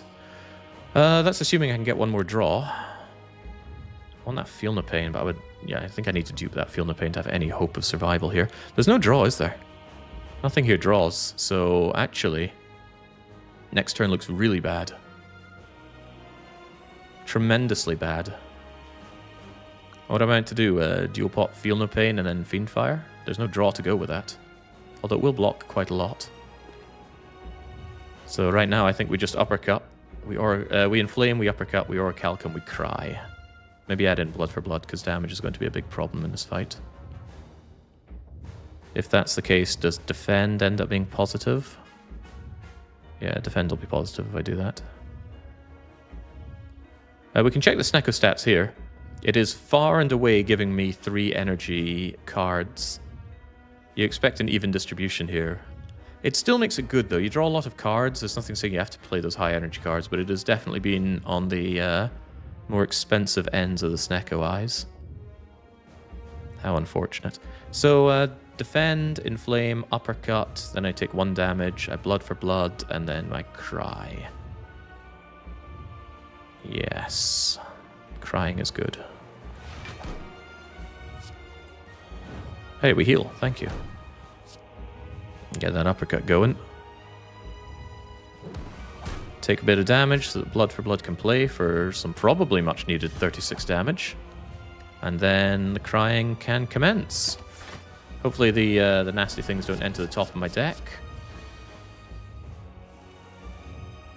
They didn't. And also Feel No Pain came in at 0 cost, so I could actually double Feel No Pain, Shockwave, Cry, because he's doing the big hit here. Actually, I Havoc the Fiendfire. Probably still Shockwave, but I Havoc the Fiendfire, so double Feel No Pain, Shockwave, Havoc the Fiendfire. Then that burns the Entrench. Yeah. But it burns the burn, which is kind of good. So nothing better to dupe, by the way. I think we need the 8 block on every exhaust here. Orange pellets can clear Snecko Eyes debuff. Yes, I think it's the only thing that can clear Snecko Eyes debuff is the orange pellets. But here's a fun question for chat. There is one debuff that orange pellets cannot get rid of. And I will also say that orange pellets can clear every debuff. So which debuff can it not clear? Alright, let's get duping. Blasphemy is not a debuff. The Watch Your Death, yeah, it's not a debuff, funnily enough. Counts as a buff so that you can't get rid of it.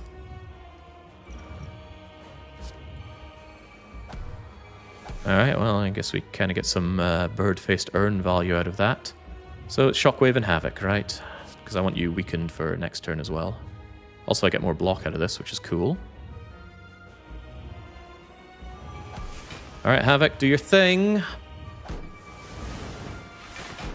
Not bad. Not freaking bad for the big hit, blocking 44. Not even bad on dealing the damage here. We know where the Void is. It's next turn. So if we draw nothing but high-cost cards, we're just screwed next turn. But so be it. Thonk. Alright, 30 seems a lot less miserable. Oh, Flame Barrier, of course, coming in at a nice time. Not only that, the Void will actually go away and provide me with even more block. Not only that, we'll end up with Art of War value for next turn. So I'm just looking at all the positives here. There's got to be some positives. Ow. Alright, we made it through the first cycle. Can we make it through more? Disarm is here. I don't want it here. I want it later. I need to disarm his next multi-hitter. That one's going to flay me alive as well. Of course, Dark Embrace is 3 cost. Everything's freaking 3 cost except for Bloodletting, which is neutral. I think we just play Dark Embrace and Cry. Oh, also he's going to have Artifact, so disarming him will be incredibly difficult. We need a nice low-cost Master strategy and some excellent block game coming up. I need to basically get Uppercut and then Uppercut disarm him. Well, no, there's Shockwave, and I've already Shockwaved him already, so there is a possibility to survive here, however faint it may be. Well, at least you heal the Beat of Death. Yeah, that's the kind of Snecko hand that you dread. Master Strat for 1's not terrible. Coming in with the 35, huh? Well, Shrug It is free, and we can bash for free to strip away one of your artifact. I'd rather keep the weak than the vuln. I need to live here, but we need to see what's coming our way as well. Alright, luck be upon us. Continually. You need corruption fast, or this will end. You think I don't know that, Sudazima? I am well aware of the shortcomings I have. I'm well aware that corruption needs to not be 20... what's that? 18th on a 19 card draw. These are things I know.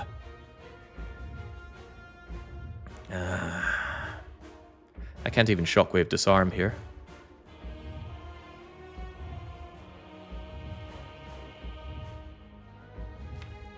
Energy's over there on Seeing Red, but the Master Strapping one is still unpleasant.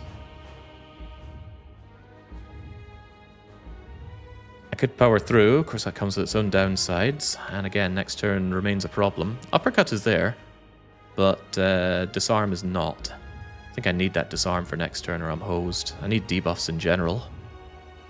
But yeah, I can't bash, Disarm, Shockwave, and I need that Shockwave as well. Is that true? Shockwave isn't all that necessary because of Uppercut.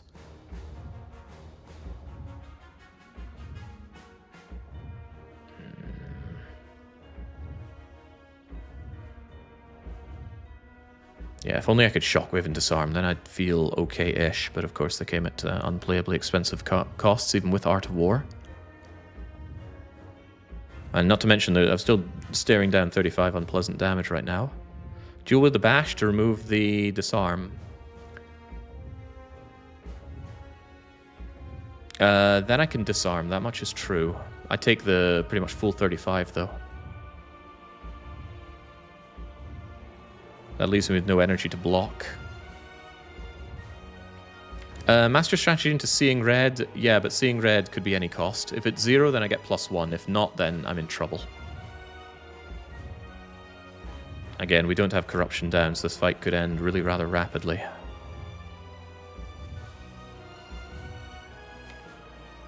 Yeah, it's not 0 cost, it's random cost, which could be 0, but it could equally be 1, 2, or 3. Dual wielding the Bash hurts me a lot, though. I take Beat of Death. I guess Orichalcum is kind of there for me. Not really, because the Disarm's going to provide me with some of that. Ah, Jesus, this hand sucks. Why is it so sucky?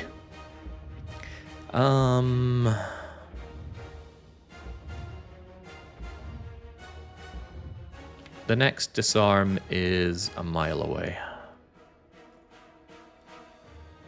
Yeah, we're not getting that Disarm here unless Master Strat rolls low enough to get me there, and we can do that.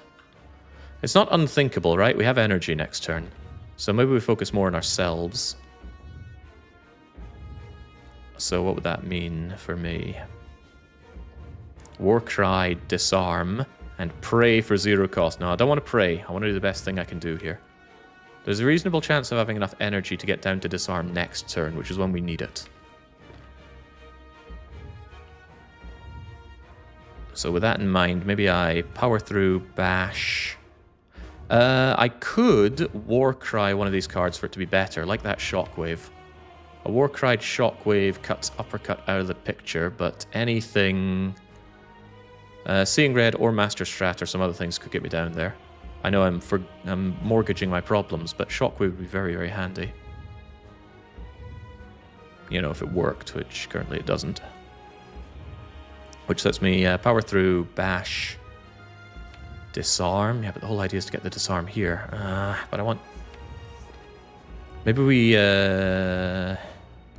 No.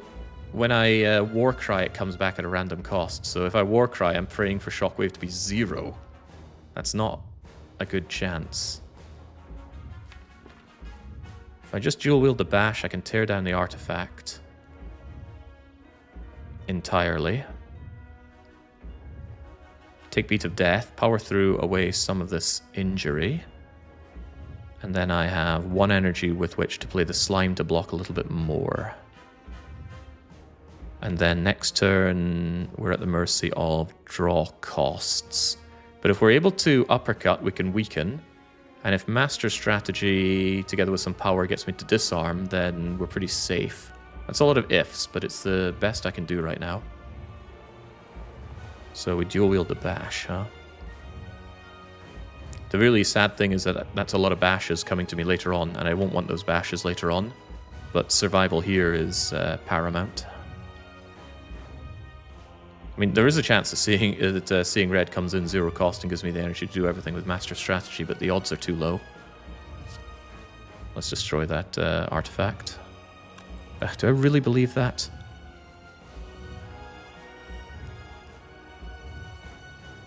What if I just bash Shockwave Slime? Or bash Shockwave Power Through, perhaps. I really want to block better than that, though. This turn's heavy. I just don't want those bashes in the future. If and when I get to Corruption and I start making things better, all those bashes are going to end me.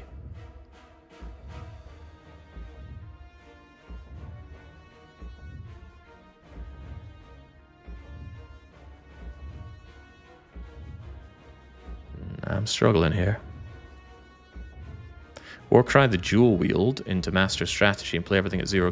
Yeah, let's not have delusion builds here. I don't like the wounds either, frankly. But I don't like taking this 35.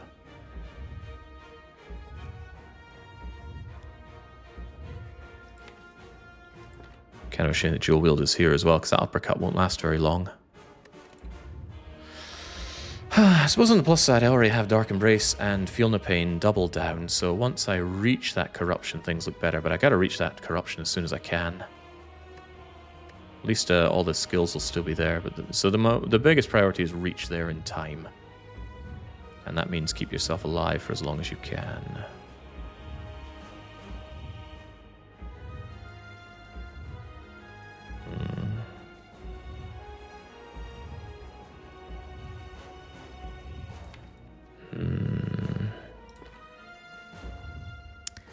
Yes, it does.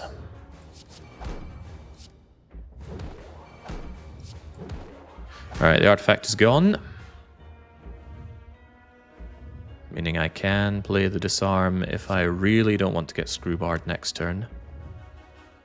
Unfortunately, I only block for 6 and he hits me for 29. The alternative is I block for a lot more, but the next hit is way more RNG dependent.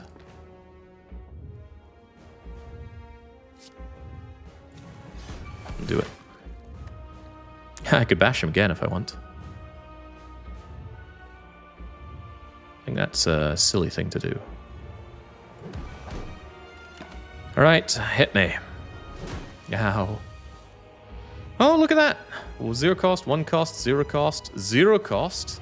I can even Havoc a strike. Downside, of course, is the block is not really there. I think we Master Strategy and see where we end up first. But yeah, 1 by 15 is hardly anything to worry about.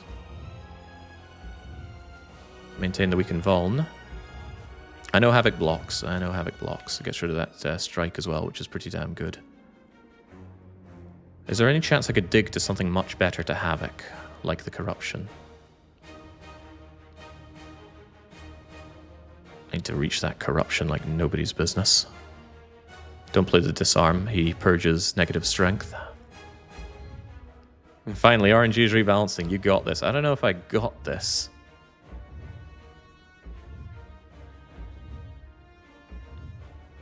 I think I want that strike gone. Does this block ahead of time? Ah, damn. No, I think that hit me twice before I get any block anything, actually. Still need some block, so Master Strategy, you're going to have to help. Ah, Flame Barrier. Flame Barrier will deal some damage. And look at that, I have Corruption next turn, on and off turn as well. So this is a Flame Barrier uppercut. Could even Pommel Strike to draw even deeper. But I would like to do some retaliatory damage, please. And we must maintain the weakened Vuln here. Dealing extra damage has got to be considered good as well. At least Blood for Blood became nice and cheap. Could make it even cheaper and do even more things. Yeah, disarm was not needed. How funny. Yeah, and it came in at 1 cost as well, so I feel a bit bad about that. Alright, energy so that I can dig deeper has got to be good, because Hemo and defend and all that are not all that great. I need to reshuffle on the double.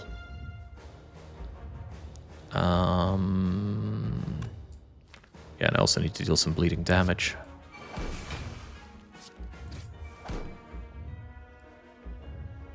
I say deal some damage. Why did I not play my blood for blood there? Should have played the better seeing red, actually. Oh well. I could ping myself for 2 more energy to accomplish what? Actually, the ability to headbutt something is very strong here. Like the shockwave. Or the uppercut, but probably the shockwave. Yeah, because then I can corruption shockwave. Hopefully I have some defense to go into next turn as well. Actually, the... yeah, shockwave keeping you weak forever means I never need to worry about that. But I also desperately need to block after next turn. I think we keep that shockwave going. Yep.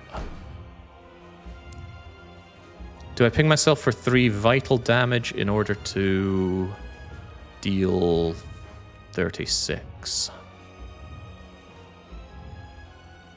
It does keep him within the dead in 2 turns threshold, but I don't think so. I think I do bloodlet here. I need that damage done. Painful, I know. But you, my friend, have got to die. And keep the disarm, could be useful later. Yeah, it also ups the nib a little bit more. Alright, here's hoping. We need some block here. To play cards. I suppose we don't need it, right? I can play a few cards. Ah, Flame Barrier. Ah, Power Through. Did I play Power Through earlier? No, so we're not clogged with wounds. So I think it's Corruption, Shockwave. No, it's Shockwave Corruption. Get the block immediately. Because my health is very, very limited right now. And that 8 block will go a fair distance. Alright, there we go. Now we have options.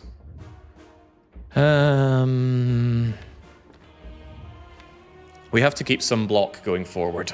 Fortunately, all the skills are block. Unfortunately, where are all the skills? They fell to the bottom. And of course, they're in my hand now. I don't have a lot of skills, jeez. We do go corrupt though, right? There's no way we don't win without going corrupt here. Yeah, it doesn't happen. But then comes the question of where do we go from here? If I pommel strike, then my draw game is much improved. We have Master Strategy, Shrug It Off, Defend. We also have Disarm. Oh, I need that Disarm potentially next turn. I do not want to draw into that Disarm then. I want this Pommel Strike for damage is the problem. Like, I really need to do damage, but I'm going to want these for block and draw next turn. So I think we just hold steady. If we can win the next 2 cycles, we should win. So let's just hold on a moment. Draw is down to bash, but Master Strategy, Defend, Disarm, they all draw. Seeing Red draws, Shrug draws, Defend draws. Yeah, we should be okay. Just hold. Okay, good. Multi-hit. Multi-hit is good news because we have Disarm at 0 cost, as we expect. So we defend our way through this. We disarm this problem away. Now we have it blocked. So the main thing now is to block next turn and secure the kill. Shrug It Off, Defend, Warcry, Defend, Dual Wield, Havoc, they all block. Then the question becomes dealing damage. Dual Wield is there, Blood for Blood is there. Unfortunately, I don't want to draw too much here. The Slime will draw, huh? I want this for blocking next turn, but maybe I'd need to push damage. Well, it's not a maybe. I do need to push damage. What I could do is Slime, Blood for Blood, Headbutt the Blood for Blood, and then Seeing Red, the Blood for Blood. That way I just get lots of Blood for Blood value. We also pen nib the Blood for Blood. No, we pen him something else. Unless I play something before that, like Bash.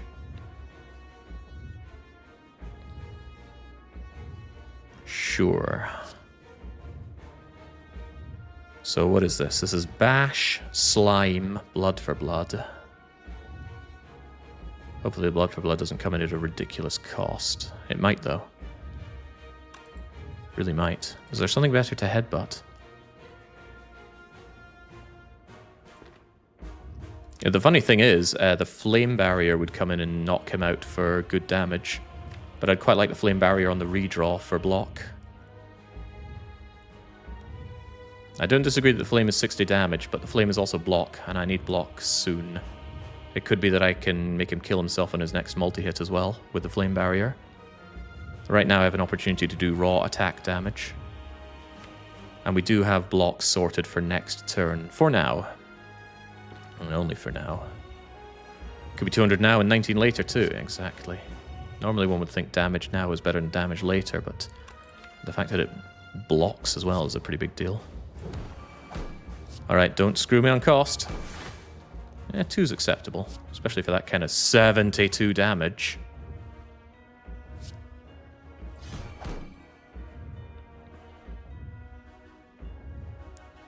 Then we headbutt it and seeing red into it. Again, I could headbutt something else, but I'm under the impression that I can block enough for next turn. So yeah, headbutt the Blood for Blood. This is so tense, you have no idea. I'm making diamonds here. Blood for Blood, value. And we can even uppercut just to style on them, although I will be taking damage if I do that. Currently I'm taking 2 damage. I'll be taking 5 if I uppercut. You have to imagine with 51 invulnerability, we don't take that slight chance. On the other hand, damage is hard to do. He's already weak and vuln forever. I think we hold off. There's no point taking unnecessary damage. Master Strategy draws me into some block which I don't want to play. I want this block to guarantee to keep me alive next turn. Currently we can Shrug, Defend, Dual Wield, Havoc, Warcry. These all block 8 each. Minus a bit for Beat of Death, but they also block in addition to that. If I'm off by 22 damage, then it was all my fault for not playing this uppercut, but I want to preserve my precious health. Is that stupid? Right, if I'm so convinced that I'm going to block next turn, why am I passing this free damage? Do I really think it's going to come down to 3 additional damage? There's the chance that... I'm just struggling to see how this fails.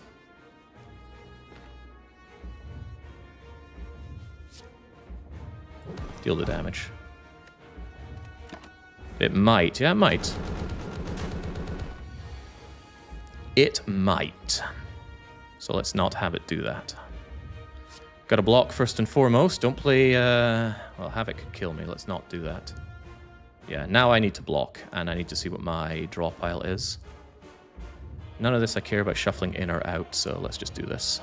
Isn't killing a better block? Killing is a great block. There's Flame Barrier. He's not multi-hitting, though. That means I could get him to kill himself if I get Flame Barrier later, but I think we're getting Flame Barrier now, which could be a problem.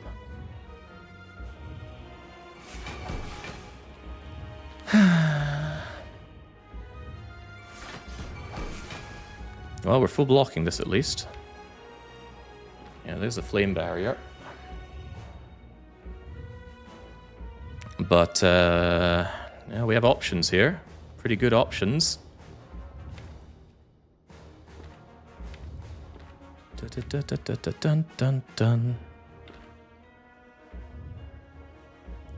I'm contemplating just playing everything to kill him now, but there's also the idea that Flame Barrier could kill him next turn.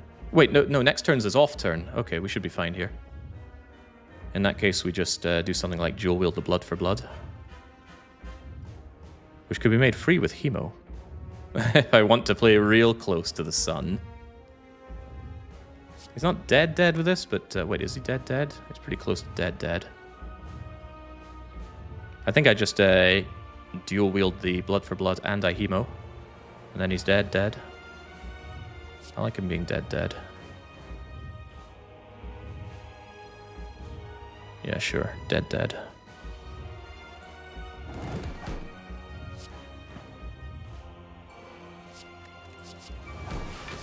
Well, now, I kind of wish we took a bet on this one. I really wish we took a bet on this one, because that is by far the hardest Ironclad victory I've ever had. And make no mistake, it's a victory.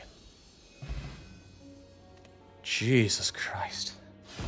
But if you can't win the hard runs, how do you expect to do the easy ones? Oh, wow. Oh, wow, oh, wow. It's a 2 health you saved against Spear and Shield. Yeah, exactly. Clinically planned out. And I think that uppercut played, the one I did before, so I didn't have to risk another turn. Oh, I wanted to suggest betting we were dying to the Automaton. Think of the odds, says Beziel. Yeah, but people would have known that I would turn it around. So I thought I was dead. Let's see. Around this point, I realized I had no solution even for Act 2. The elites were kind of terrifying. Yes, very terrifying. We didn't really have any healing outside of Burning Blood, which healed me 3 times over. Killing the Automaton was a work of art. Killing the Awakened one was my absolute magnum opus. And killing the heart was a dream. It probably didn't really happen. I'm going to wake up tomorrow and find myself just destitute because I've imagined this whole situation and I'm actually just a washed up has-been. But at least now, during this lucid moment of my dream, I can appreciate that I myself am just God's gift to gaming.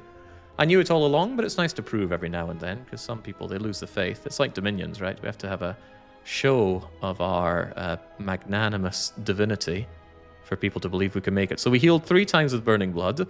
We healed another 1 time over fully with the Ornithopter. He said he had no healing. What about all those potions? 215 gold, which absolutely played, because we had to buy things in the shop. We blocked a curse for a relic. I forget what the relic was. It was Maw-Bank. So yeah, the Orichalcum gave us 84 gold. Sorry, the Omamori. The Orichalcum gave us 204 block. Warcry, Seeing Red, Flame Barrier. The Warcry is debatable, but the Seeing Red and the Flame Barrier were just amazing. Why does it show the Warcry is not being upgraded? Mysterious. Just strike dummy, sure. 99 ceramic gold. The pen nib really played in a lot of ways. We mirrored, what was it, Master Strategy. Despite the Snecko, I maintain that was a good call. It was because of corruption, obviously. Art of War for some energy here and there. The Snecko, still very heavily towards the expensive cards. 145 to 3 cost as opposed to 1260. Would have died without Frozen Eye. I don't like playing with this thing. Especially with Snecko Eye. You know, the Eye deck. The eyes have it. But we needed something to counteract Snecko's smelly lowballing. Red Mask actually broke some artifact in vital places. Bag of Preparation is Bag of Preparation. The Molten Egg did nothing. Probably nothing. 105 Letter Opener and 10 hit points on the Bird-Faced Urn, which played. We lived with how many hit points again? Not 8, it was 2. This takes into account the Burning Blood. The Molten Egg gave you an upgraded uppercut. It might have been upgraded without the Molten Egg. It doesn't say it upgraded any cards. Wow, that was just phenomenal. Okay, as it happens, I have a few things to do, but it shouldn't take more than 5 or 10 minutes. So here's my deal for you. I will force you to just keep looking at this amazing run of mine, and I will say that I will BRB. Where's my BRB? Hey, there's BRB. It's more like be back eventually, but I will be back, and there will be punishment games, and I will be lording over you for this amazing win. But until I'm back with that... What's the most ridiculous thing to look at? The 74 damage here? I can't believe I beat the Awakened one. That's unreal. I've never had a slog like that before. Anyway. I will be back in several minutes.